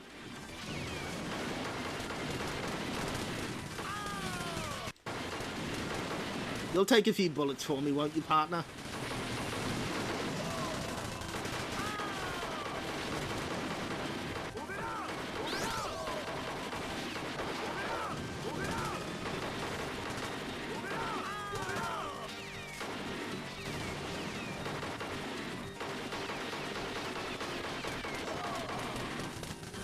This is going to be quite tricky, but I think I figured out a system. There we go.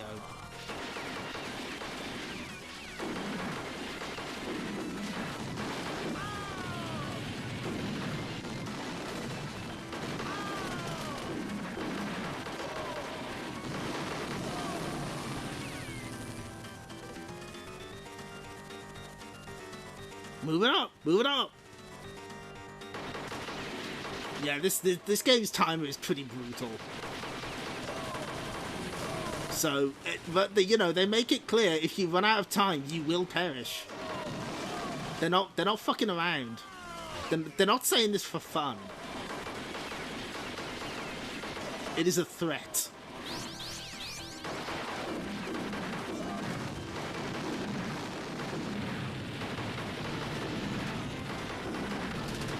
At least it stops for boss fights. Presumably because they know that, like, you can't stand still during a boss fight.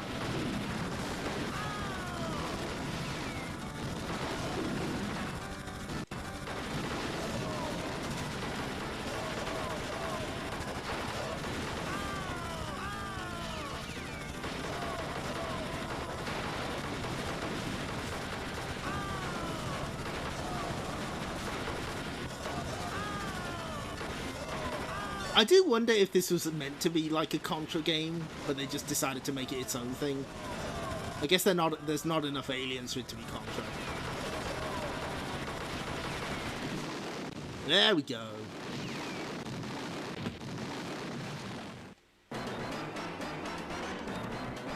I also like that the victory music is just Konami. Konami orchestra hits. Cut off enemies' communication facilities.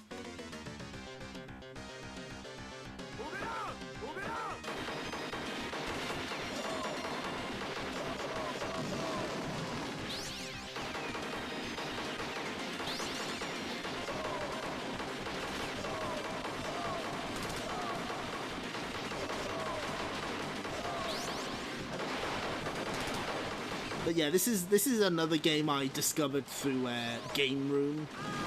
And that version is not great, but it's I'm glad that it like existed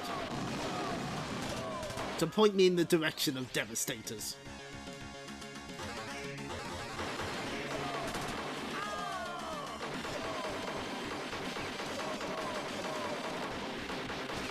Needs a little Cabal Man dance? Yeah, it does, absolutely. That's all it's missing.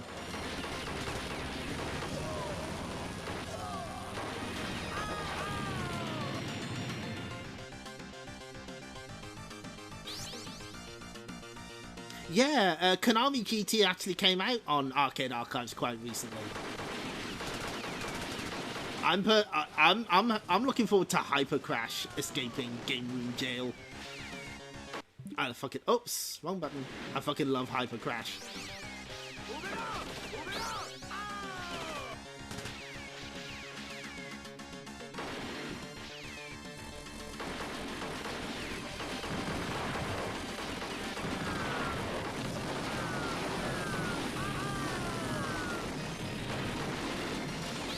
The Cabal dance to a jingle composed entirely of orchestra hits. Can you imagine?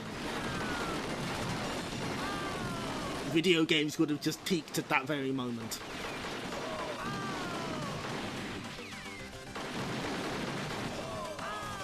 Okay, it's kind of funny that the camera sort of catches up to a player if one player sort of dies. That's funny.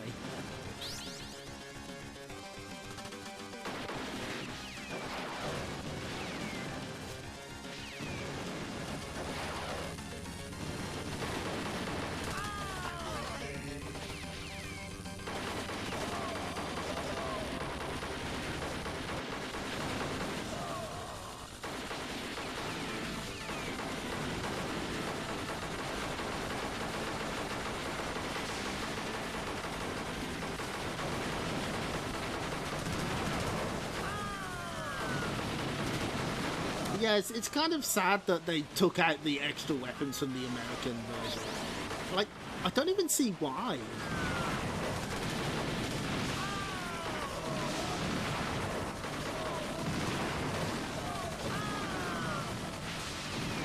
There doesn't seem to have been much of a point to doing so, other than just fuck them American kids.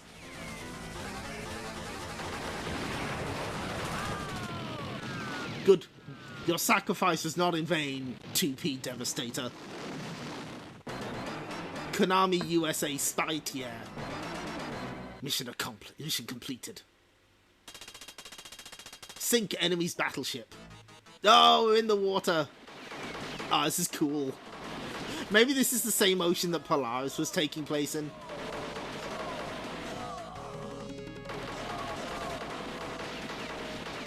There's even little splashes for your bullets. That's such a neat detail.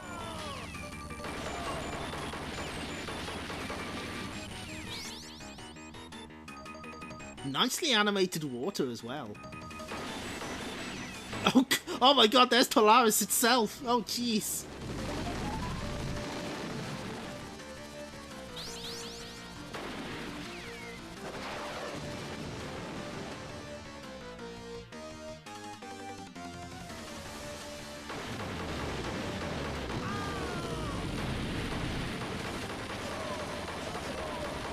Polaris in 1 foot of water, yeah.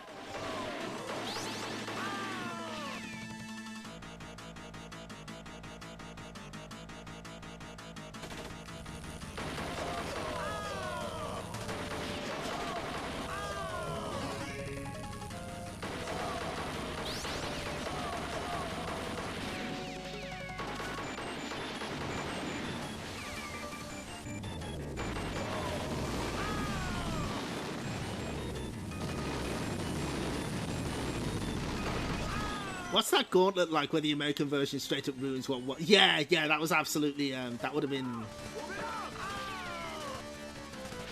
Yeah, that would have been Dark Adventure, Devil World. Make you... What's the Japanese version? Yeah, they made a lot of changes to that game. Just to completely fuck over the US version. They got rid of 3-player support, they changed the structure of the game entirely.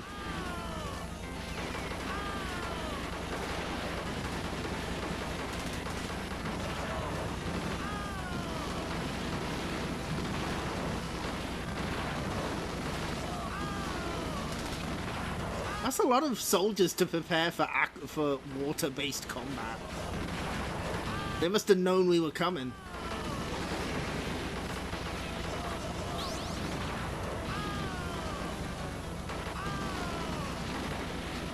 Yeah, Maju no Okoku, that's it, thank you. Ah, fuck, hang on. No.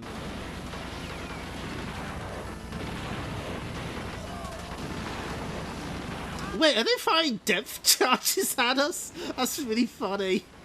That's creative use of armaments. You have to get really close to this thing to even have a chance of firing at it.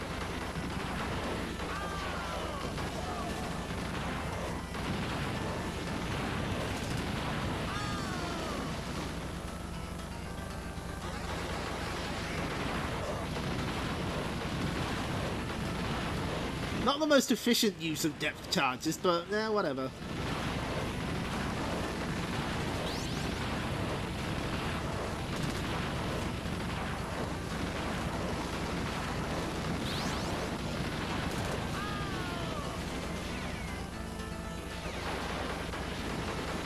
Wait, I think you can only hit this thing with grenades. Oh, no, no, no. You have to just be, like, right up to it.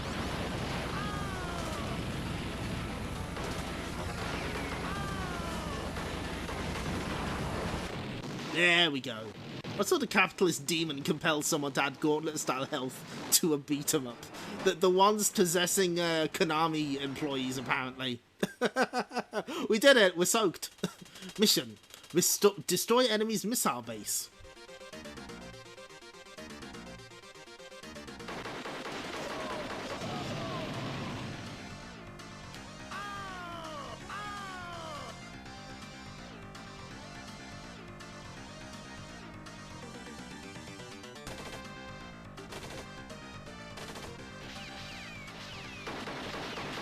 Of course, the continue stuff is sort of in the Japanese version as well, so it's not entirely America's fault.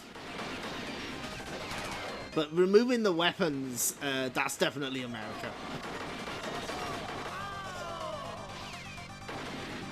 Which, again, I don't get. Why would you make your game less interesting?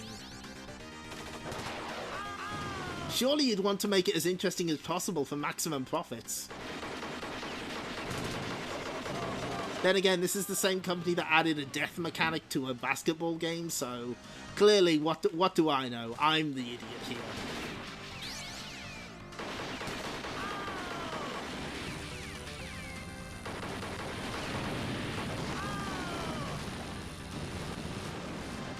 Okay, so right, let me pause for a second to explain the continue. So basically, there's a limit. You can only continue a limited amount of times before the game instantly gives you a game over.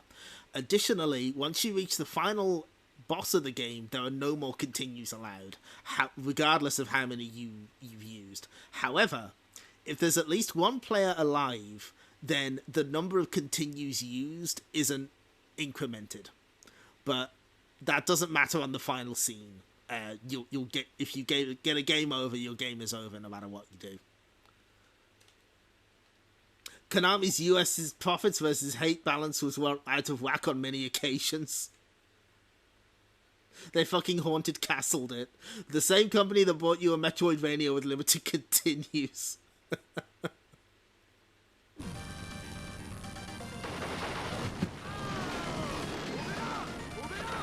Oh, I dropped my Joy-Con. Fuck. I'm trying to move on.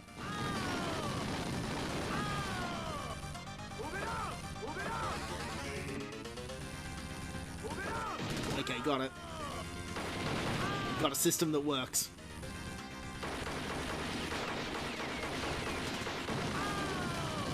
Yeah, I wonder if there is... I'm curious how many games people have tried to do that with.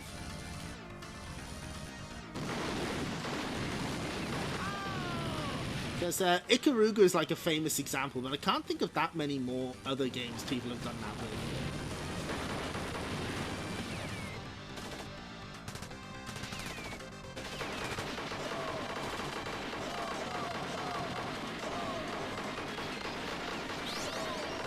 This game's got hot jams as well, I do appreciate that.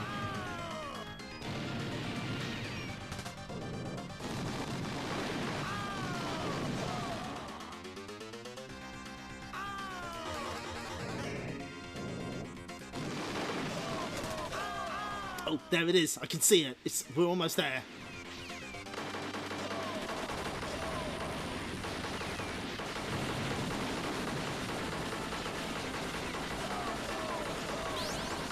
Oh no, it's huge.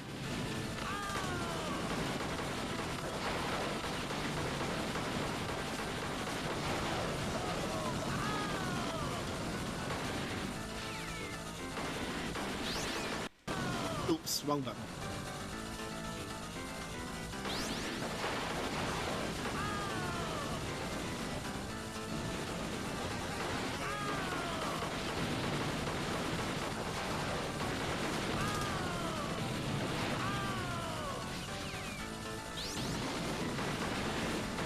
Come on, there we go. They were proving to the masses that games can be 1cc'd even when they also made them impossible. Okay. Mission: overthrow the government and save the ambassador. I don't know why that's so funny. Commands for gamers: overthrow the government.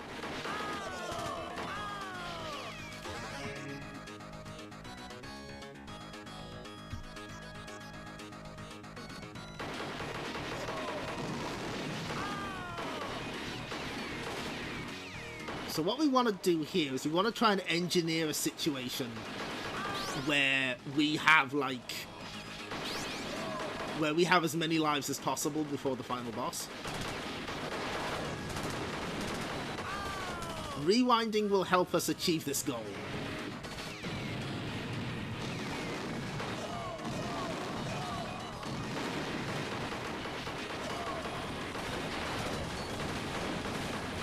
But, because, I mean, you want to see the ending, right? I know I do. I played this with in Fightcade with a friend, and we, like, got to the final boss. And then I realised, oh, shit, you can't continue. Well, shit. Same thing happened in Gangbusters. Deeply unfortunate.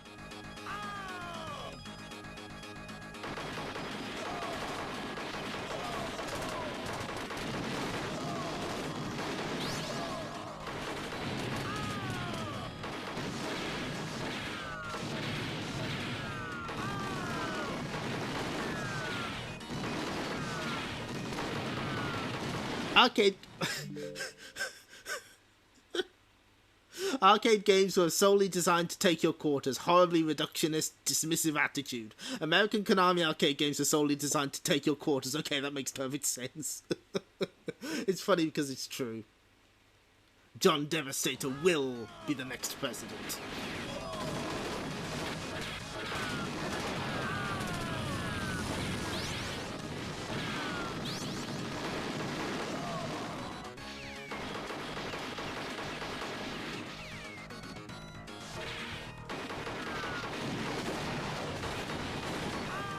So I think if we die here,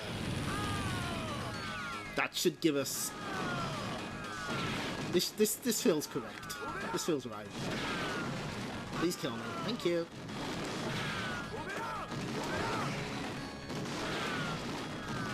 Is this one guy the last? Oh my god, I think he is. Oh no. Okay, so this is the boss sequence before the final boss.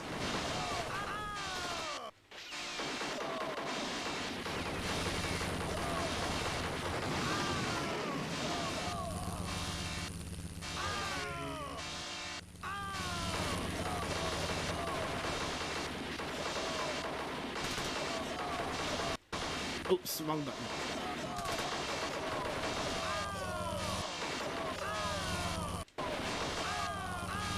I wish there was a little more finesse to the rewinding in Arcade Archives, but that's fine.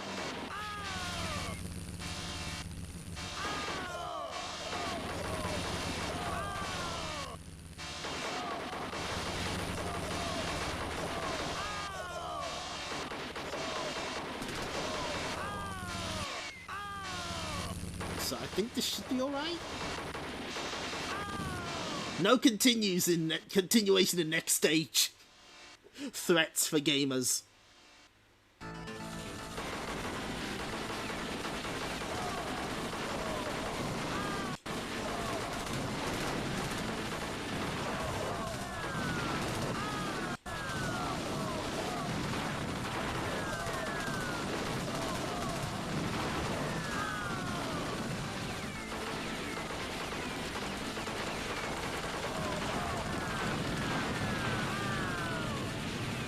So just for fun, let's see what happens when we inevitably die.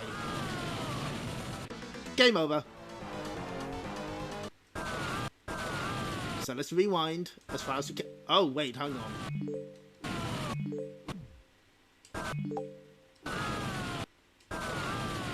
Have I? Oh fuck me. Oh no! Oh no! Oh, wait, no, we've saved. Okay. There we go, that'll do. Oh!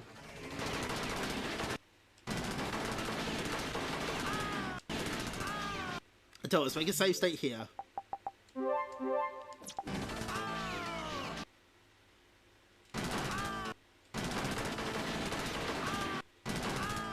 How are you supposed to... Oh, okay. Well, you know what? Good enough. The Devastators session went well?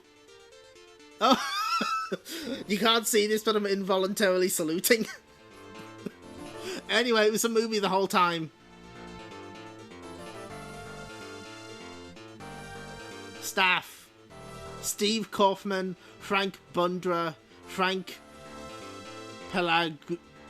Pellegrini, and Mary Hermanson. Streamer says things but still wins without them slouchy.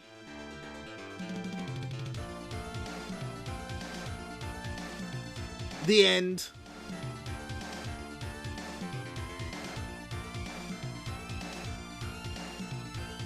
It's a long road. Each step is only the beginning.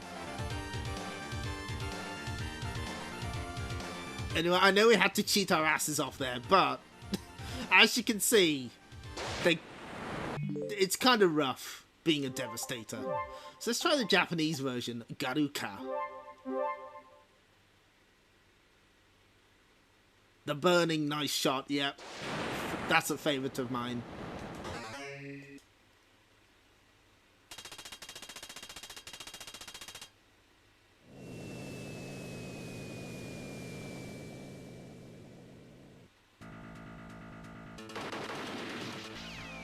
So far, so similar.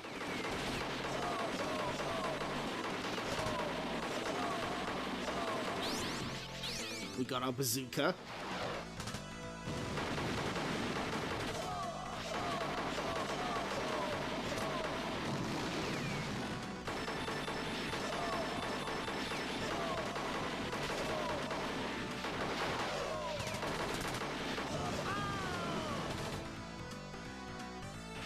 They just forgot about the second guy by the end, probably.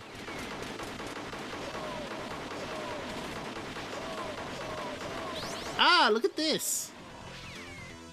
Look at that. We got a Molotov cocktail.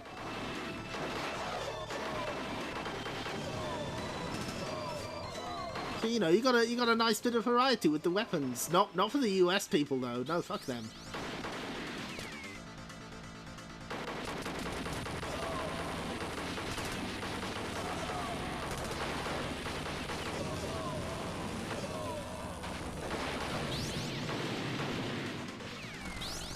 Yeah, the rocket launcher's got quite a lot of range. As soon as you've got a red target, you can just go.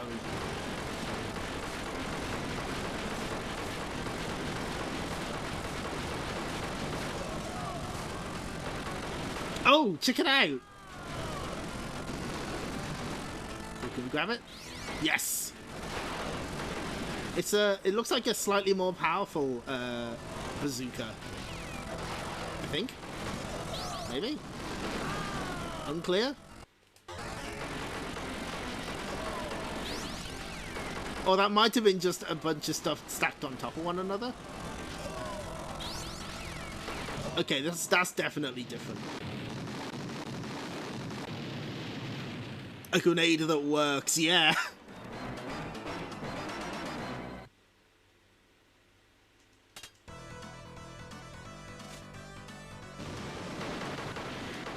Yeah, the grenade's not super helpful otherwise.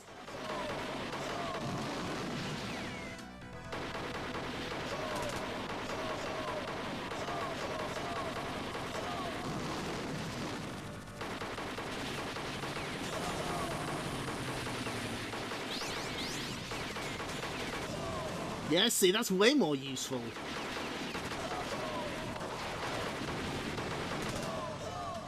I'm not sure when... Hold on, let's check the manual. Flamethrower. Replaces the rifle. Okay.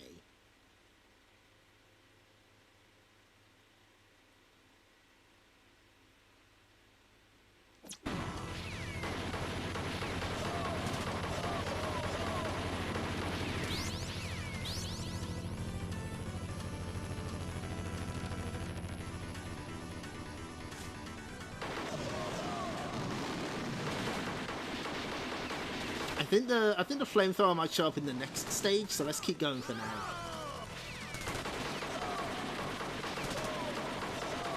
Yeah, I really don't get it. Like, why? Maybe it was like an earlier version that they sent to the US, or maybe they were added for the Japanese version? I don't know. It's just very odd overall.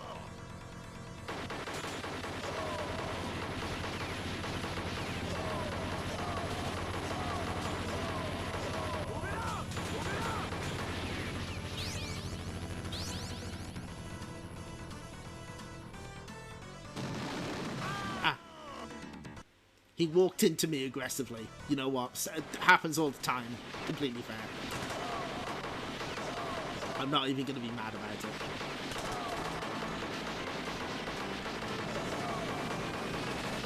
Oh, thank you for the bits, Sepasai. Welcome. We're playing arcade games. Just like every other stream. Contra in vertical. There was something I missed though. Hang on.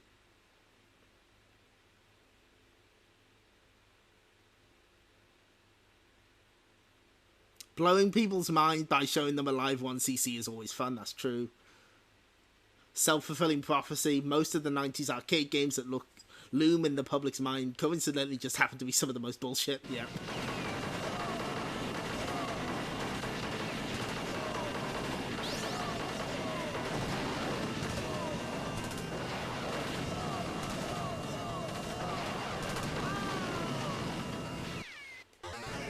We haven't run out of continues just yet. Give it time. We should at least be able to get the flamethrower, I think. I have complete faith in us.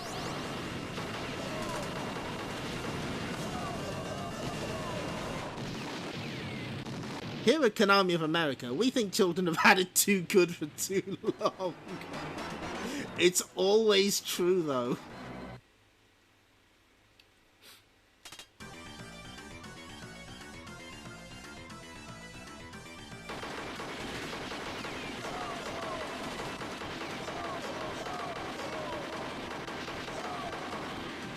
Not yet.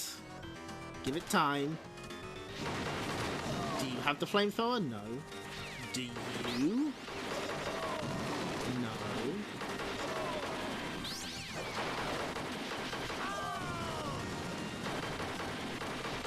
Oh no, why would they tell you how many continues you can use? No, no, no, no, no. That's too easy.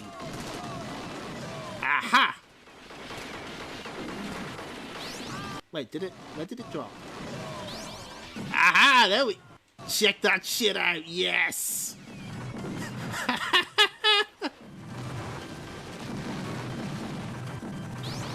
Excellent.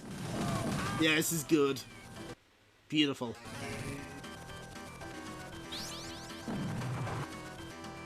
It's still got bullet drop, mind you, but still, we'll take it.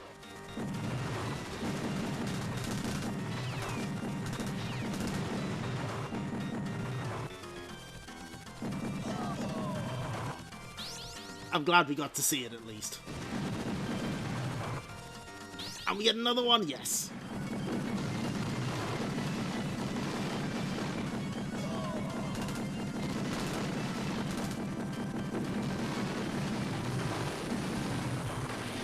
Oh, I used it all up.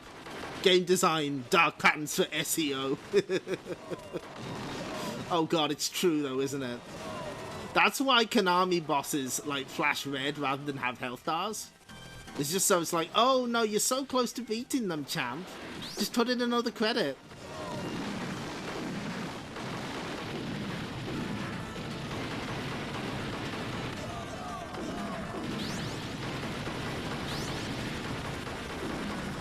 But for the most part on this channel, we reject the notion that arcade games are like always going to be bullshit, because no, you can't. If you're a good player, you can play them well.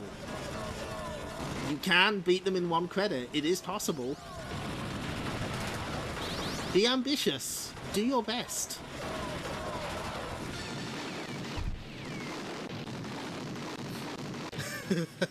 Rocksteady won't go into iframes with no indication. It's fine. Have another go.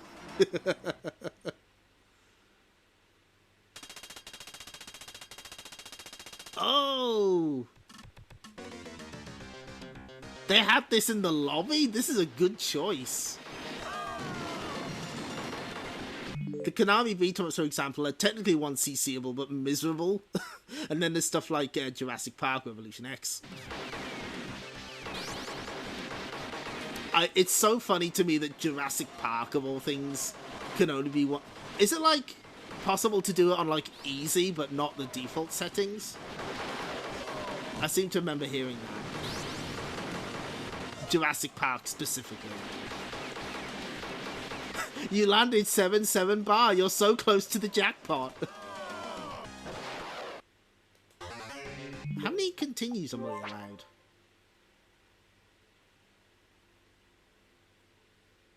Oh, 5. Okay, so I think this is the last one. I think we missed a grenade. Oh, shit! Yeah! Okay, so the grenade launcher replaces the grenades. Oh, that's really good.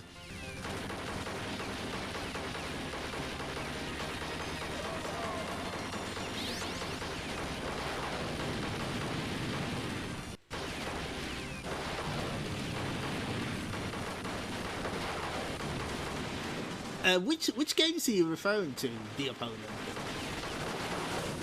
Is that stuff like Chase Jokers or stuff like that? Oh yeah, they took out loops for the US version. Game over, there we go.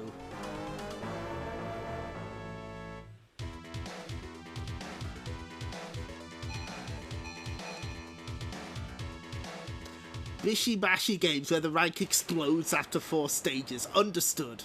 Okay. Oh, well, that's Devastators. I like that game. I think that game's great. It's really interesting. It's an interesting approach for this type of game. We have 2 more games planned for the evening. I need to do a little thing before we do that, though. So we'll just take a quick break. We'll be right back, folks. Which break song? This one.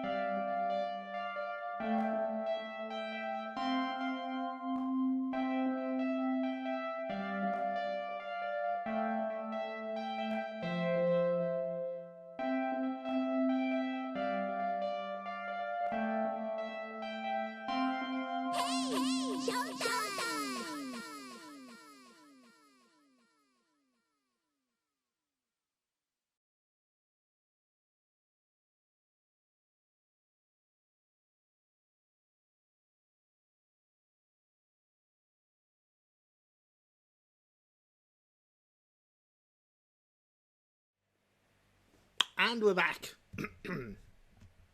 So our final game for the evening, well, our final pair of games for the evening are two bat and ball games. The bravest fighters in the Battle of Arkanoid. Now let's see, where is this? No, that's Polaris. I completely lost my place with all the flyers. Polaris. Devastators, done that one. Must be here. Aha! Arkanoid. We will kill Doe. Oh, we are not. We are not fucking killing Doe tonight. I can assure you. Back into Taito world where we live. You know it. You know how it is. So let's see. Here's okay, this one here. So this is Arkanoid, Taito's famous bat and ball game.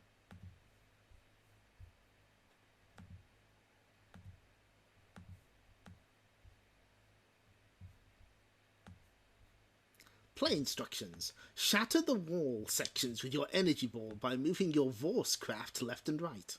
There are 3 types of walls. Normal wall sections. You can break a normal wall section by hitting it with the energy ball once. 30 to 120 points are awarded depending on the colour. Hard wall sections. You'll need to hit these with the energy ball several times in order to break them. The number of hits required are presented there. Oh, it differs depending on the round. Bonus points awarded for breaking the barrier wall section. 100 points times the number of the round. Indestructible wall sections. You cannot break these wall sections. Oh no, energy walls. I have to shoot them all down. The most laundromat game ever made, yes. You've got these special items. Harmfuls appear from the top of the screen and creep through the broken walls. Hit them with the energy ball for 100 points. In the final round, a huge enemy fortress appears. While avoiding bullets, hit him many times with your energy ball. There's also a Romstar flyer. Arkanoid, Arkanoid, Arkanoid. Block Breaker. Huh? Hold on. This is kind of difficult to read. Block Breaker? No! Blockbuster! Yes! Now available as a cocktail cabinet. A game that takes you to a new level of skill and reflex action. A bouncy ball, just another Mr. Do clone. That's good. Now, Lionel Hutz intensifies. No, a suit by Atari. So speaking of, Atari files suit. Chicago, Atari Games Corporation of Milpitas, California, announced that it has filed suit in the Northern District Court of Illinois against Romstar Inc., Taito America Corporation, and Taito Corporation involving the game Arkanoid. In the suit, Atari claims that the defendants infringed on the copyrights and practiced unfair competition in the audiovisual works of Breakout and Super Breakout. Included is all copying, reproducing, licensing, selling, distributing, performing, and displaying unauthorized copies and or a derivative work based upon the Breakout and Super Breakout audiovisual works under the name Arkanoid. Let there be no mistake. Anyone who makes a Blockbreaker or Blockbuster or whatever will answer to us, Atari Games Corporation. That's the thing. Breakout was so old by this point. In commenting on the suit, Dennis Wood, Senior Vice President of Atari Games Corporation, said, Atari must make a firm stand in this case to protect the copyright of the company's innovative games that released, nearly 10 years ago. Atari is seeking a judgment for all damages and legal fees sustained as a result of the alleged copyright infringement and unfair competition. Yeah, it's funny that it's Atari Games specifically. Atari, arbiter of gaming justice. Well, something happened. I think this was settled out of court, but it does mean that every time the Arkanoid is re-released, and it doesn't happen too often, they have to edit it a little. Specifically, they have to change rounds 1, 3, and 14 to something different. Because it looks too much like Breakout.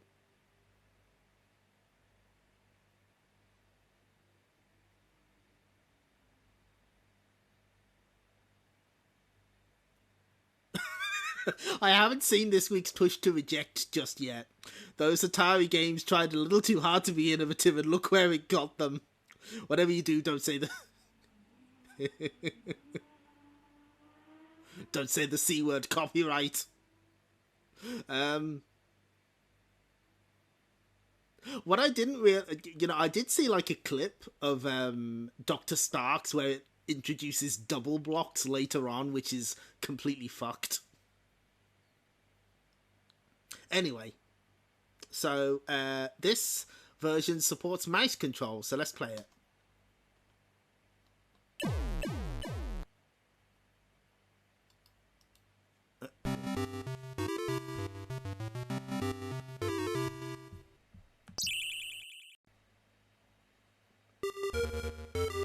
Oh shit, I fucked up. Sorry.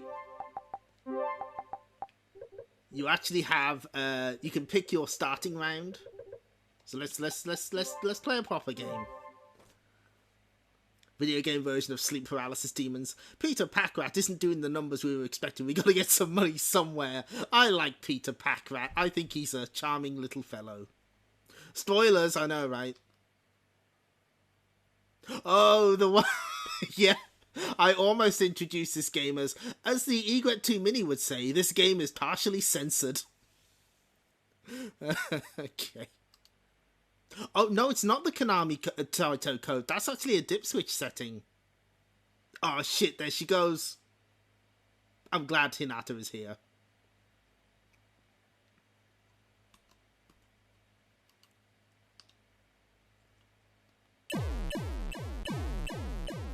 The era and time of this story is unknown. After the mothership Arkanoid was destroyed, a spacecraft Voss was scrambled away from it, but only to be trapped in space warped by someone.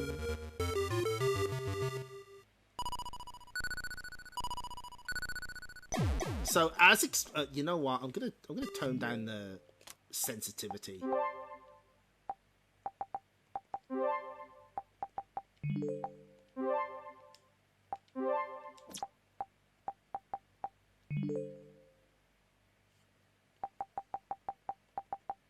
Mouse sensitivity. Let's turn that down a bit.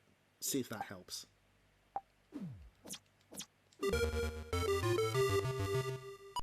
Ah, yeah, that's much better.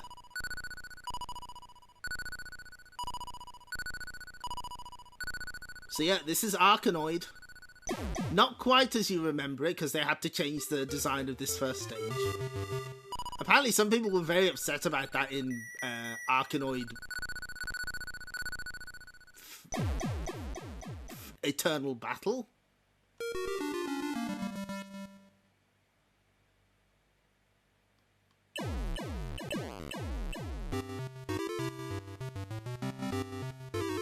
Yes, you can, and if you have it on Switch 2, you can use the Joy-Con mouse to play it as well. Fuck! God, this game is impossible. Previous long-time viewers may remember we played this on the Egret 2 Mini, and it went about as well as this. I'm fucking trash at this game.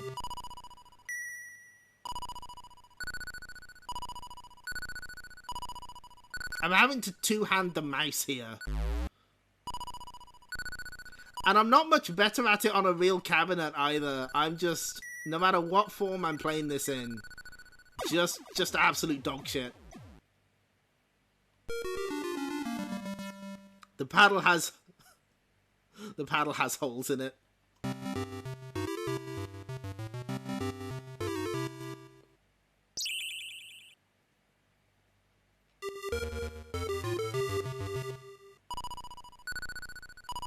So, I am determined to at least beat this first level. I like to keep my goals attainable and sane, so... Oh.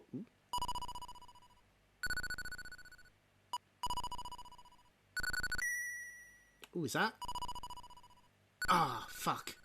I think that was an extra life.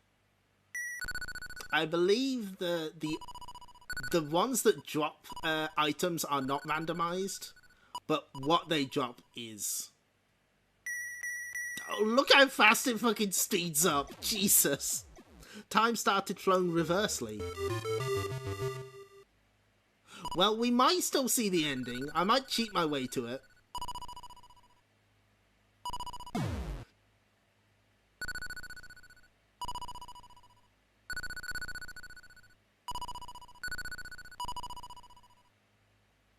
Well, this makes things slightly easier. Come on.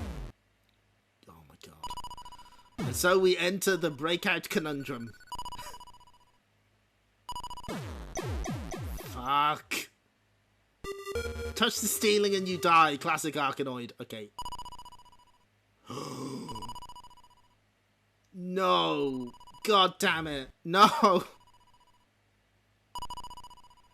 Okay. I feel I've accomplished something. Embrace 10 hours of breakout a day. Just tell your inner... Yeah.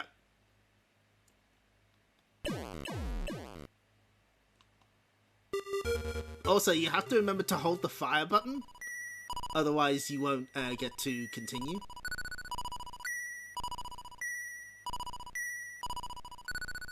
Developers hadn't quite figured out how to handle continues just yet. Also, the official name for the enemies that show up in this game is the Harmful Army. I love that very much. Once you see GG, oh, there's another 99 stages left. Surprisingly, no. There's at least there's only 33. There's only 33 stages in this first game.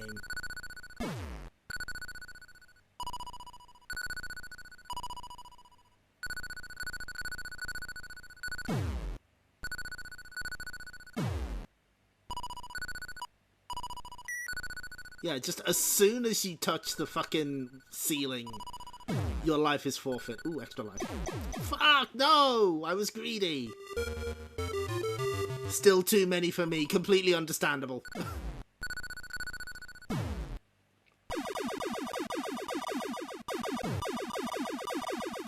No! Ah. Only aliens can see the rest of them, yeah.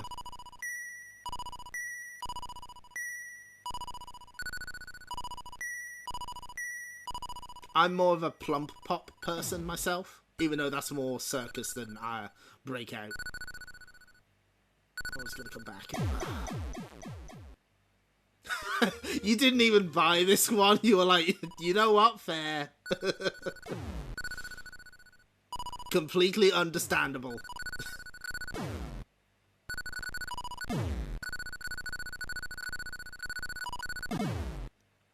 You were like, no, I know, you know yourself. You're like, absolutely not. Yeah, I am turbo dog shit at this.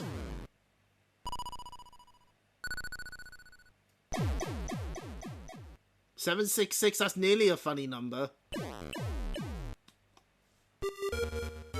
If it was Arkanoid Returns, maybe. I imagine Revenge of Doe will show up in due time.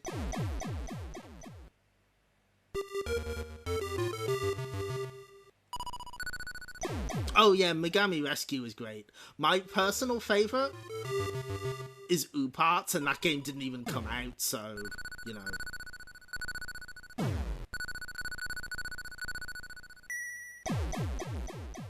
Pop and Bounce and QTQ were the only other ones you could buy after Questa. That's right, the Seiyu of Doraemon is a... Fuck. Well then. Fortunately, we can see ahead. Yeah, Doraemon is apparently a fiend. The Seiyu of Doraemon is an absolute beast at Arkanoid. Nobuyo Oyama. Sega comes to ACA. Their first release is Block Cal. Okay, I've got to see this outfit. Hang on. I've had to sacrifice my mouse controls on. Oh my. Oh hell yes, absolutely.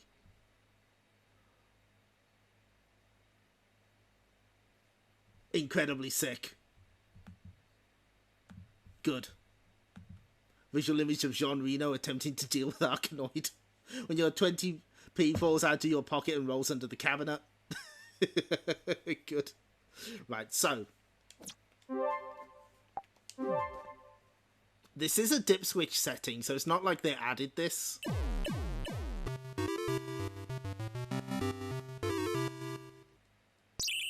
Only to be trapped in space, walked by someone, but who? This stage at least seems a little saner. Immediately die. I have not seen the Toyota Doraemon commercials. That is something to... Fuck! Oh my god.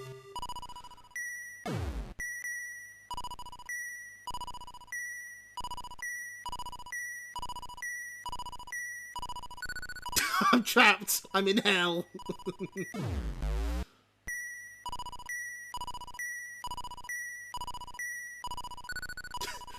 I hate it here. Get me out to this warped space.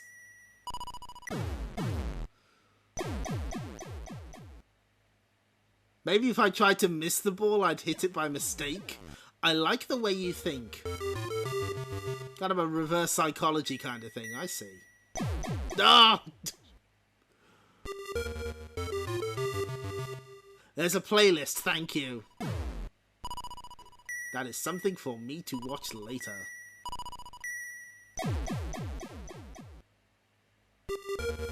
Arkanoid syndrome at full force here.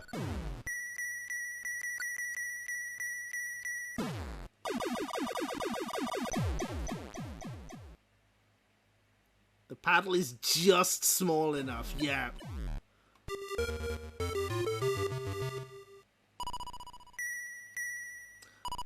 I wonder if the fact that it doesn't have music is also what made Atari sue. Like, they figured, no, that's our thing.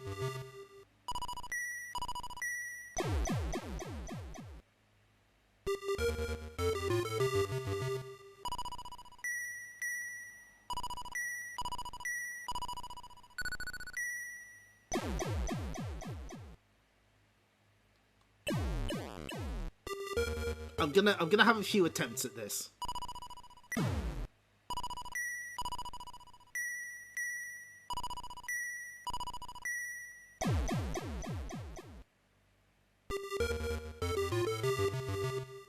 Because I would at least like to see the final stage. The final shocking stage of Arcade Arkanoid.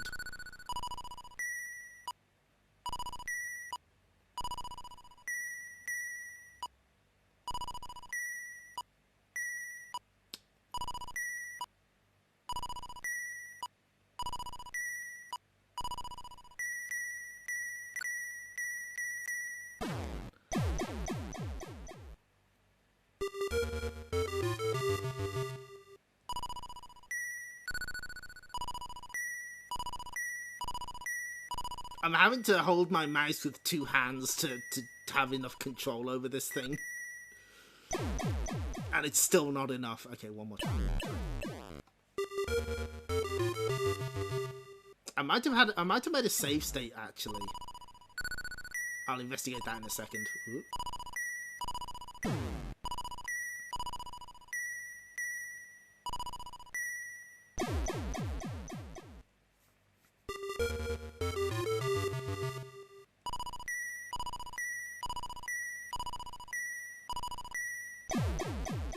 Two-handed pistol grip to ensure stable paddle control. Basically, yeah. No, that would have been perfect. Okay, right. Let's Let's check. Do I have a save state? Oh. Why did I make this save state? Okay.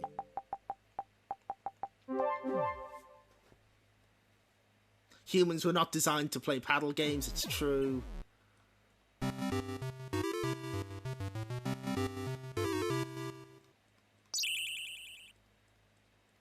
Oh. Oh, I see. Yeah, I fucked up the settings, that's fine. Sick genre for aliens, it's true.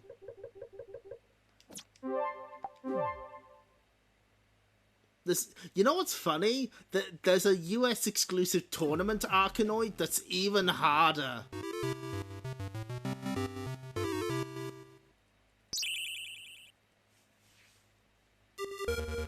Like, what if Arkanoid, but even more crushing?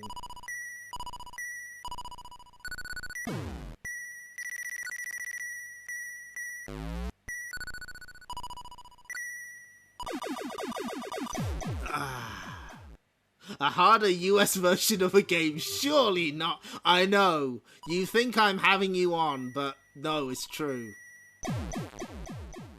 I love so do I love stacking power-ups. It's my favorite.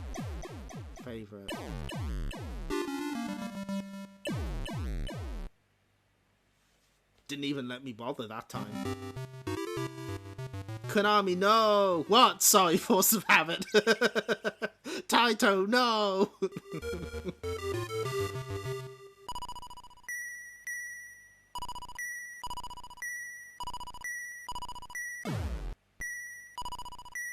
Anyway, if you wanted to see the streamer just struggle, here's your content. Your vultures. Berry Arcade Club recently got in the tournament Arkanoid. Oh, God! Oh, that's funny.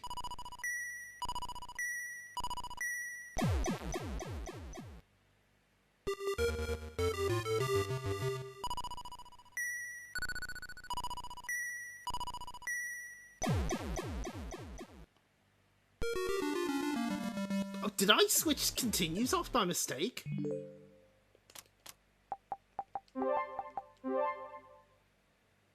Oh. Whoops. That's fine. Difficulty easy, yeah. That's the default, apparently. Okay. Yeah, there's not much I can, there's not much I can do here. The final boss is a giant Moai head.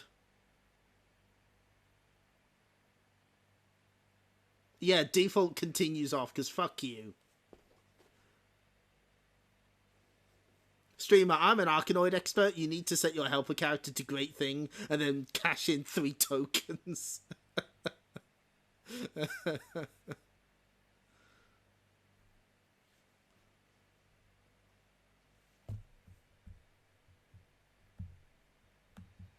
Okay, I think we gotta let go. And God, that stage is the one in the demo, just to taunt me. Where's a button 2 when you need it? Tell me about it. Well, I hope you liked Arkanoid. Fuck, where's the other controller? Here it is.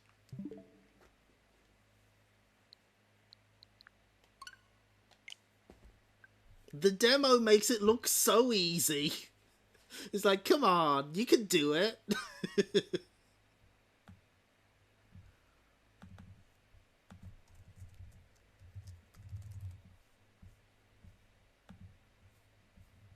The demo probably uses button 2, yeah. So this is... no, that's Arkanoid. Metamo Kester. Nope. Not, definitely not.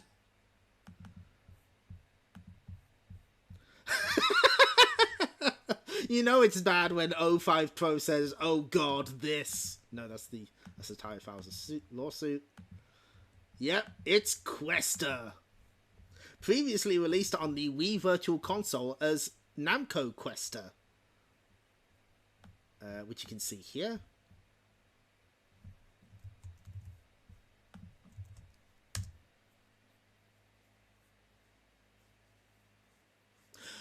Well, funny you say that, Electric Boogaloo. There was.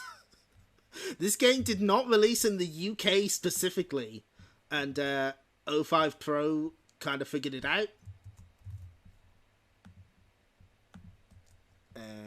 Here.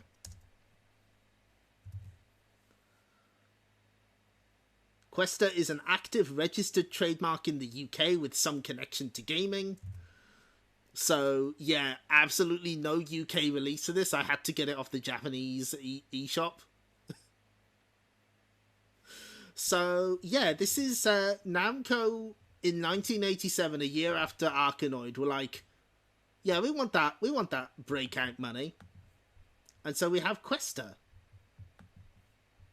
Questa's Fest, if only.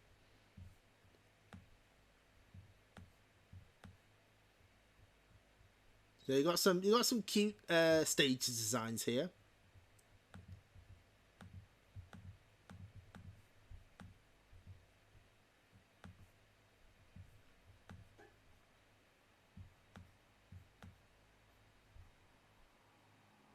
Some interesting layouts. Oh, is that the Olympics thing again? Oh yeah. Cutie Questa. Oh god, if only.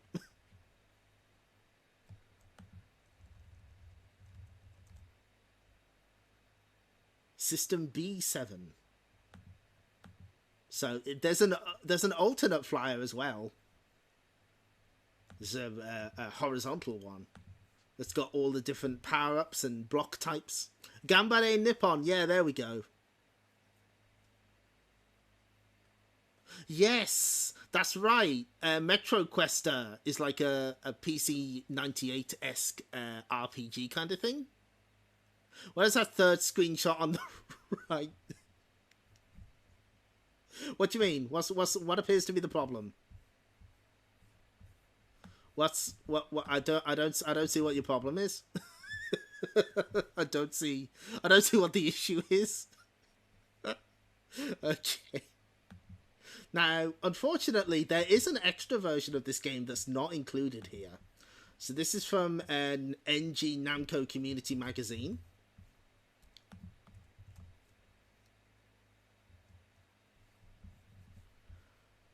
These were designs for stages sent in to Namco's Community magazine, and some of them were included in special edition version of Questa.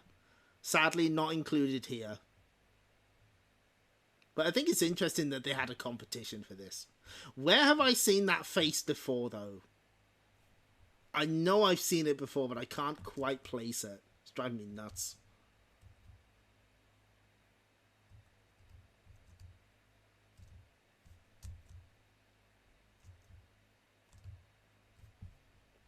There we go. Oh, no. What the fuck did I switch off? Oh, my hat.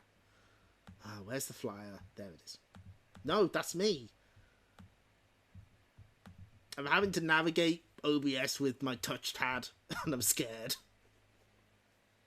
That's the sacrifice that we had to make to play Questa. No, wrong button. There we go.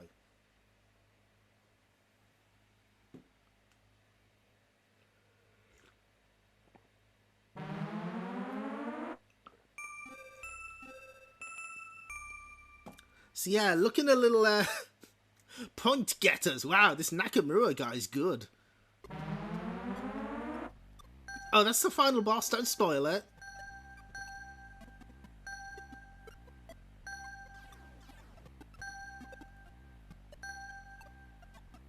Look at that cheating motherfucker at the bottom of the screen. Oh, for God's sake, come on. No human plays like that. Oh, Flyer mentioned System 87's fourth release. Has it as System 1? Yes, it did. Ready to play. Press 1 player button. Oh, Quest is on a quest.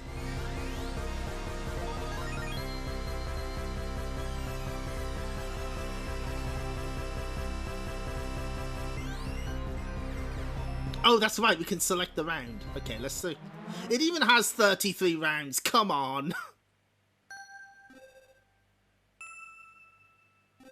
So yeah, this is pretty direct. This is just Arkanoid.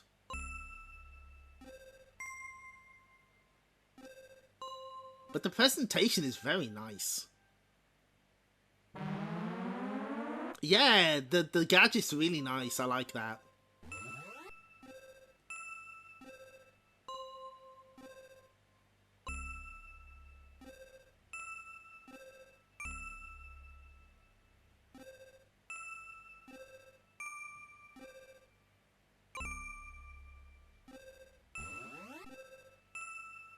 And the speed is like slightly less insane to begin with. This game does not show its true fangs until a few stages in, though.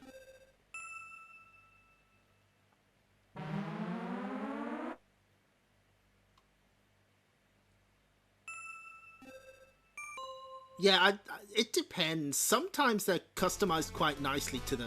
Wow, that's loud. Crank that down a bit.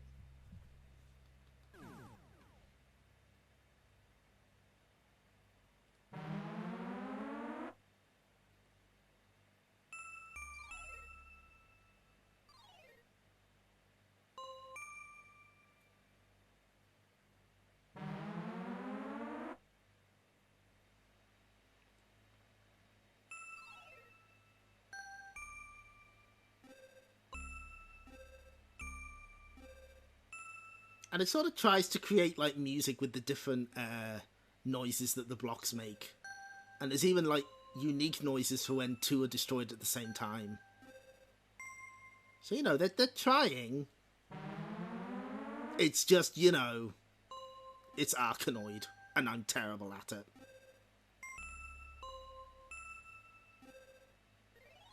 Let's at least try and clear one level.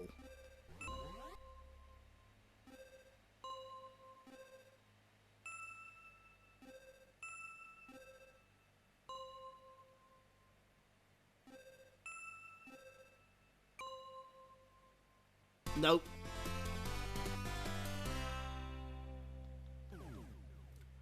The oh, I don't know. I certainly did not get that far.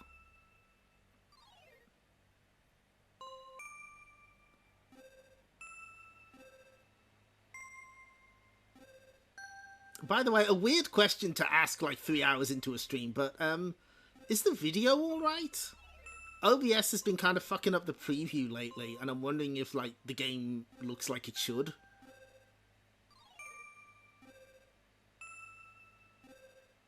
Okay, video's fine. Okay, that's alright. I think it's just OBS having a minute. It's meant to be video?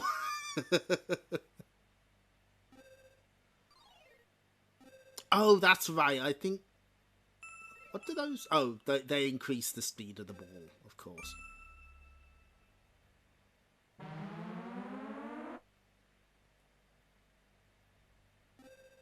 I don't know. Maybe there are people who enjoy this as a podcast. I don't know. I'm not your boss. You can enjoy these streams however you choose.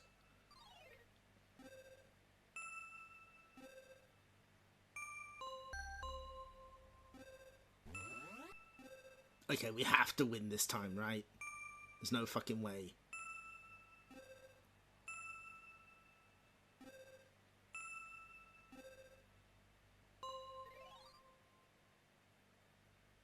No!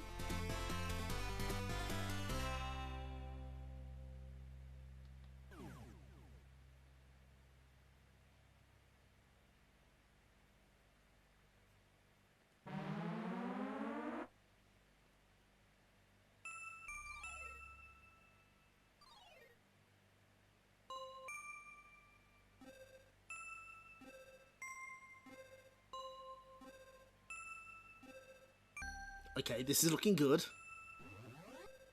I'm getting positive vibes from this run.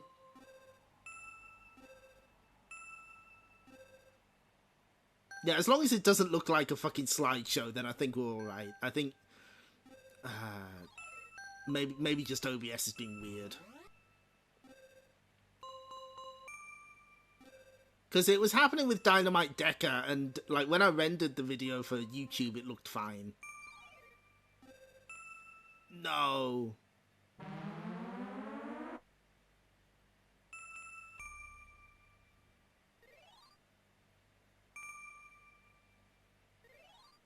Oh god, please stop hitting that.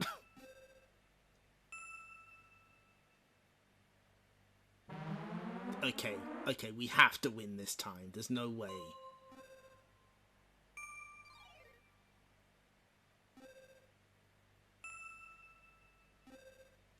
Yes. Yes, no, don't hit that.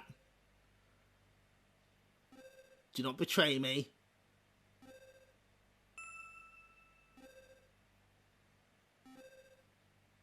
Oh, that was dicey. Oh. Larger. Yes. Do you believe in miracles? Are we about to witness something? Oh my fucking god, no. Don't do me like this. No, no. No, I'm gonna win though. Oh, thank god. I was like, it deigned to give me a time bonus. It's like, I suppose you can have one. Pro, yeah, absolutely.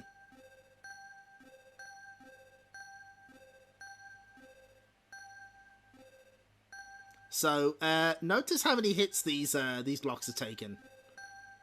Now, to be fair, they're arranged in such a way that, you know, you can take them out pretty quickly, but, you know, it's not great, is it?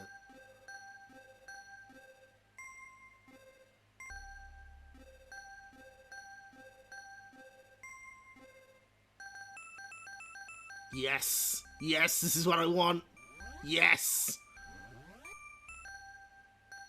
I was making beautiful music.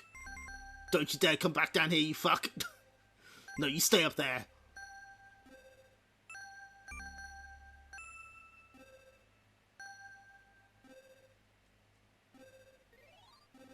Oh, yeah, that's right.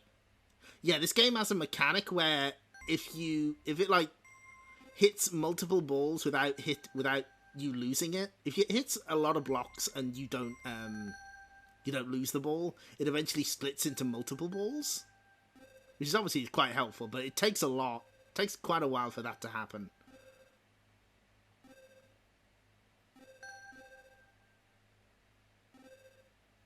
Oh my god, every wild shot in the book. Jesus. Oh. I don't know how many times I gotta hit these blocks. Yes. Good.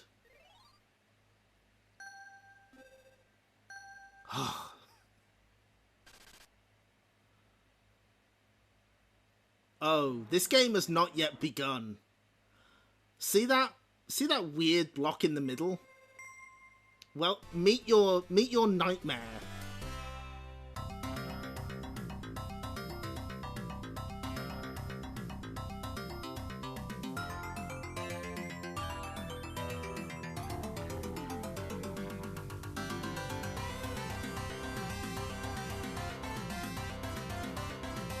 Shouldn't have given me this many letters.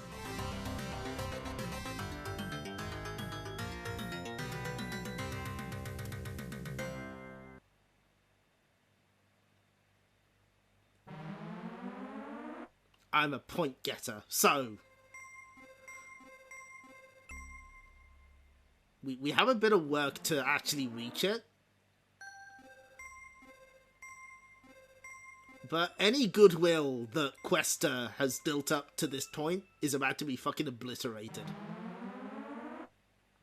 You will see. You will understand.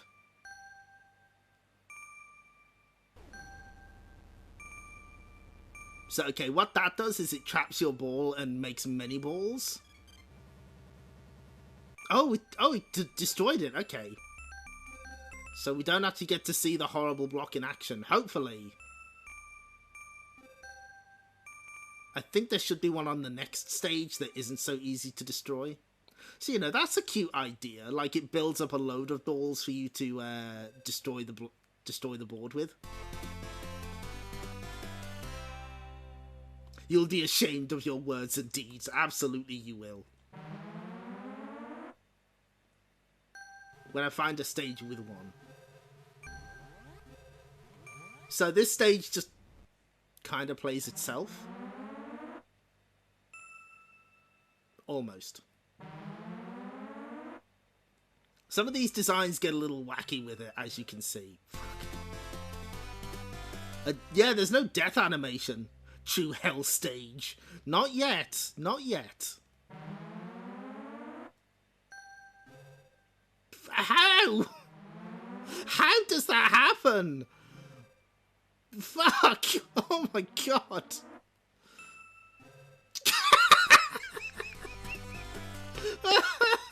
This game's good! No, this is ultimate. This game's the best. That's a good stage.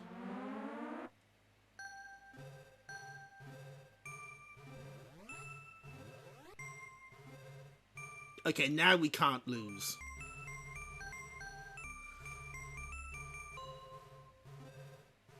I've taken my hand off the mouse.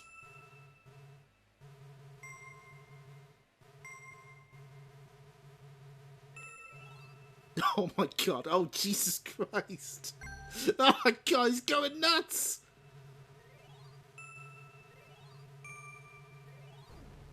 Oh, it's gonna be... Oh, okay.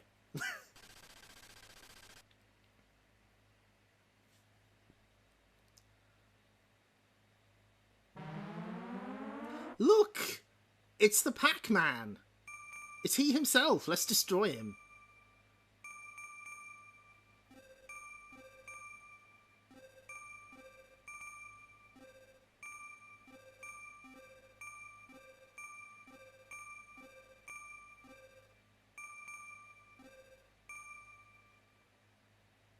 Oh good, Pac-Man's here. Yeah, those eyes, I don't trust them.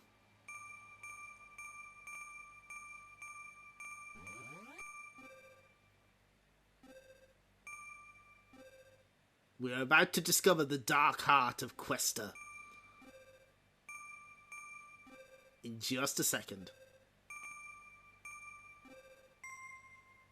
Okay, I've been building this up maybe a little too much, but I think it's funny.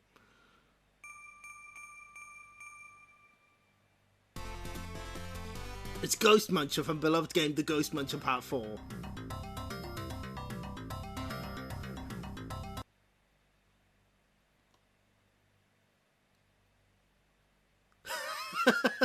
I forgot about this. Machine gun stage.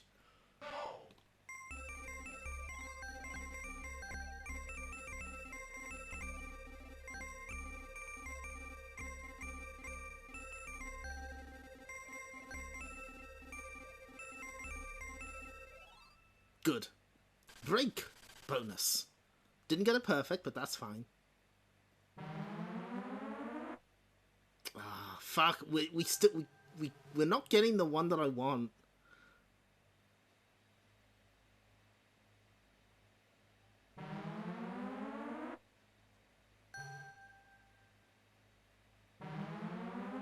Let's see if we can... Yeah, maybe stage 9 is the one we're looking for.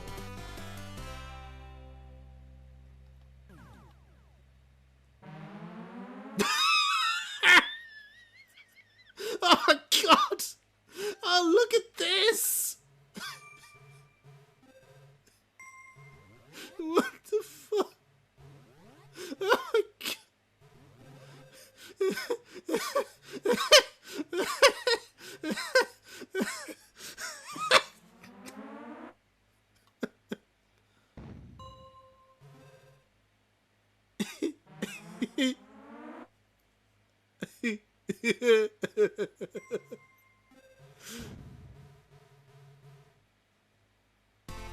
Get off the cab! Stage design is my passion. Oh my god. Oh, that's funny. Now you can do it. Ah, we got Francesca, nice.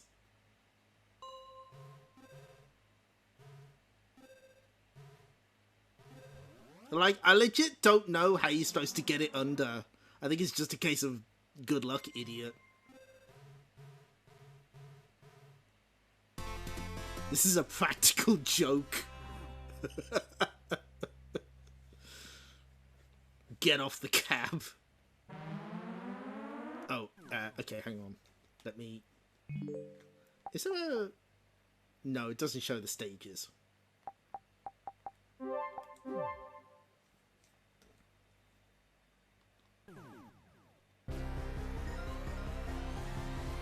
Well, let's go back to that Pac-Man stage, so hopefully I can demonstrate what I've been talking about this entire time.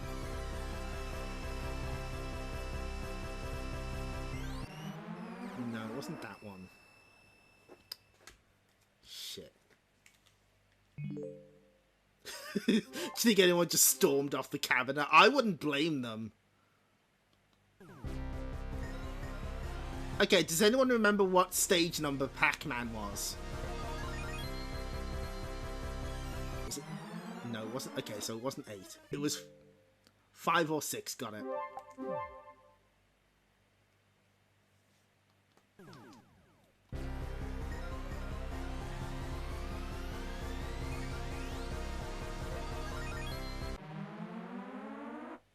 Well, that's Galaxian, so it must be 6.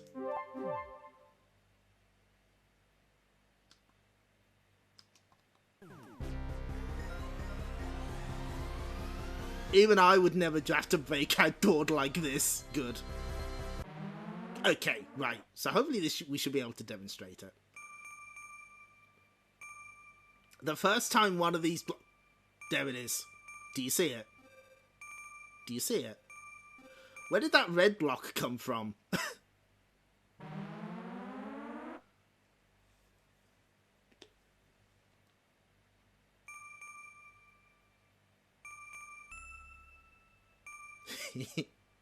Have you seen what it's doing yet? Have you seen what it's up to yet?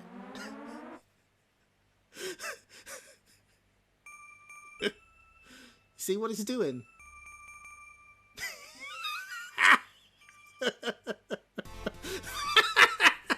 Thank you, Namco. Yep. Yep. It auto-generates blocks. Here we go.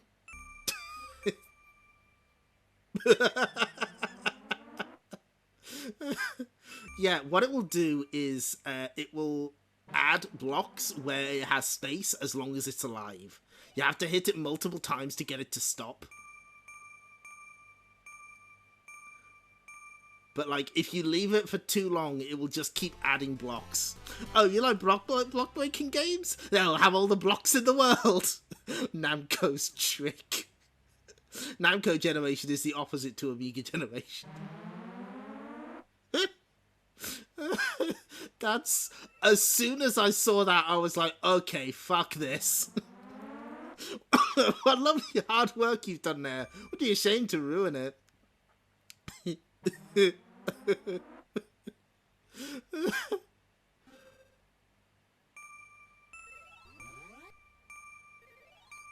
Yeah, you have to hit that block multiple times to make it stop.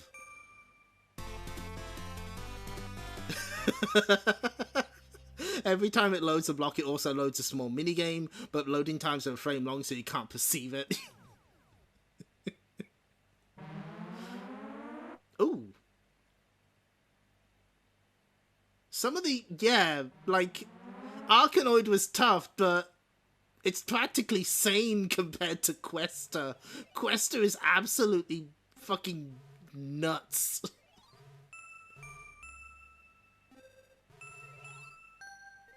I mean, maybe there was a market for games for people who had, like, mastered Arkanoid and were just like, you know, they wanted something challenging.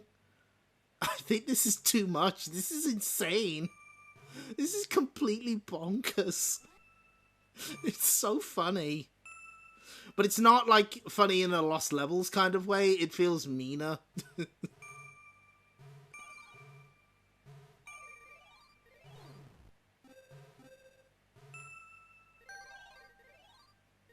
Oh yeah, okay. Exciting new Arkanoid Plus. People mastered Arkanoid supposedly. Harder, faster, more challenging Arkanoid. Anyway, let's see what the final round is.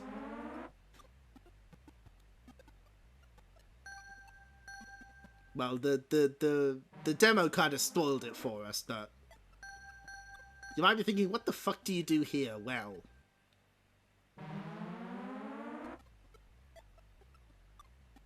we have to get to the heart. Fuck me.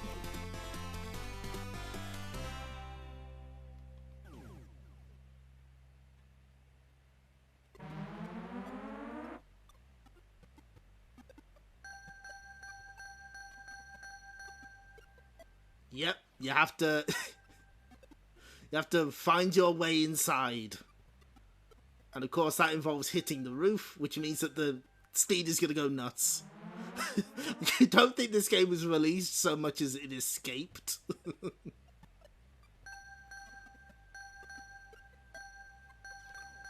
Oh my god, come on. This game had an outbreak.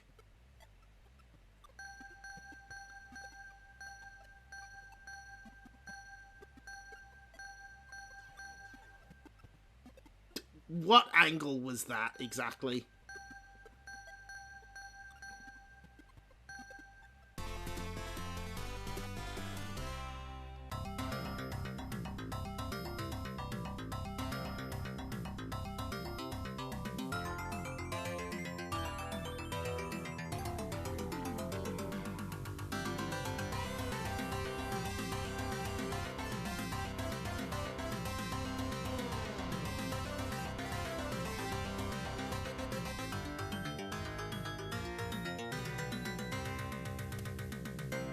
Literally, you know what? Fuck you, unbreaks your blocks.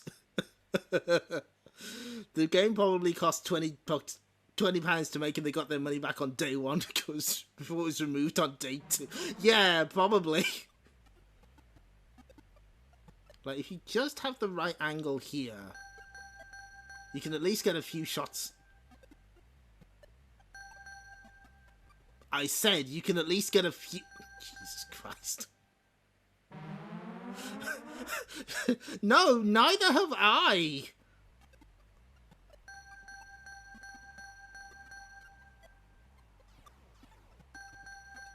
Namco braving new frontiers in block-breaking technology, but at what cost to the human soul?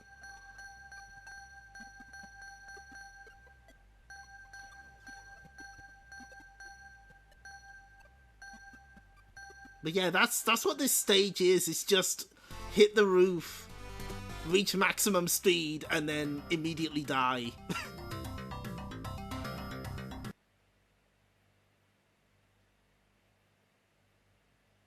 Okay, one more try.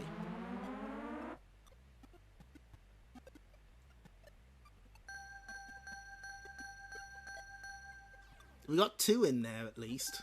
And each hit is worth 10,000 points.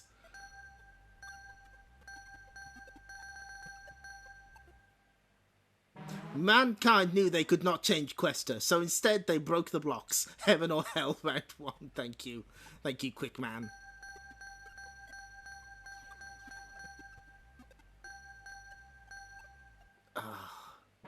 Much as I love Namco, this game does not exist to me. That is legitimate.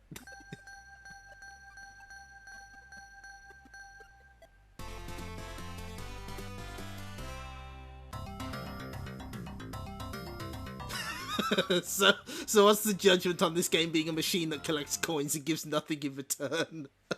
Someone felt spiteful while making this. Yeah.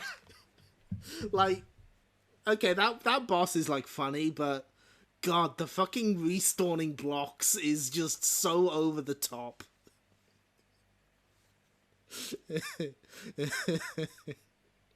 Namco making a legit 1 out of 5 proves we are all fallible. Has this come up in Push to Reject, by the way? I can't remember. It's just insane. It's just, what if we made a block breaking game for, like, not even aliens, non-Euclidean life forms from another dimension? Questa of Kai, good. It got 2. Oh, okay, yeah. I see that. That makes sense to me. Anyway, I think it's time to wrap this up.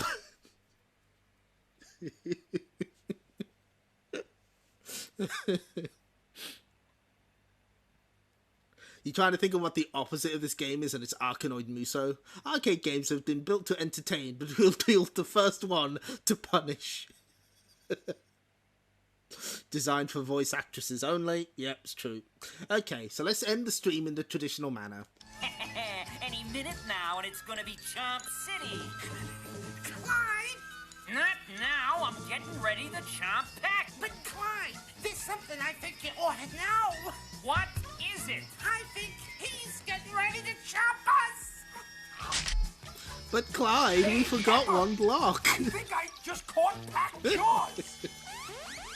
But Clyde, the blocks are coming back. ACA going dull went. God, I wish.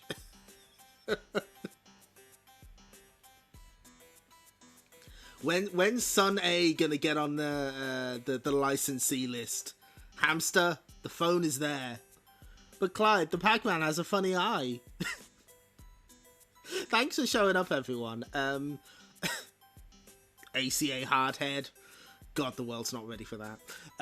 Thanks for showing up, everyone. I'm glad people enjoyed. I always like these Arcade Archive streams. I've gained a greater understanding and appreciation of Mr. Do, I feel. I'm more well-rounded as a person now. And, you know, play Polaris. Play Devastators. Arkanoid and Questa, if you like paddle games, they're you know, that's fine.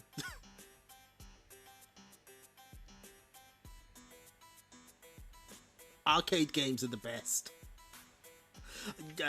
Honestly, since Mr. Do came out, I've kind of been thinking maybe I should do like a Universal Arcade Showcase stream. I think that would be fun. Play arcade games. Can't believe we now live in a world where we can officially play Mr. Do on a PS5. I know, right? It wasn't Mr. Do that would Jokerify players, it turns out. It's true. The PS5 finally has games. You can play Questa on your PS5 as well. That's an option. That's something available to you. So yeah, thanks for showing up, everyone. Thanks for the for being around. I do appreciate it. No, you can't. You can merely own Questa. Stream plans for next week. I don't know. We're gonna do something.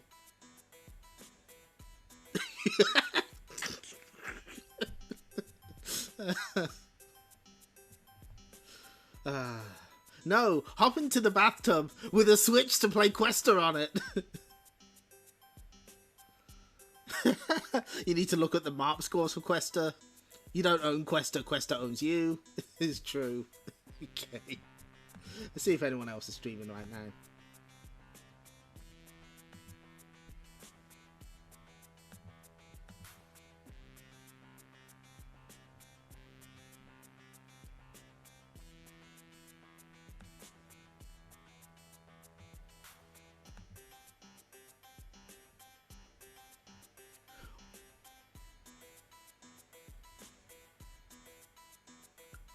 Sebmol is playing Love Plus? Well, I know what I'm doing. I saw that in the little stream preview, and then someone in the chat mentions it. It's like, well, I know what we're doing. There's 204 achievements? GameEst didn't tally it, so I assume there's an infinite. We're learning tonight. Okay, well, you go and be polite to Sebmol. Help them in their quest for Love Plus. Maybe they'll get to play the Puzzle Tama game that's hidden in there. And you all take care, everyone. See you next time. Bye-bye.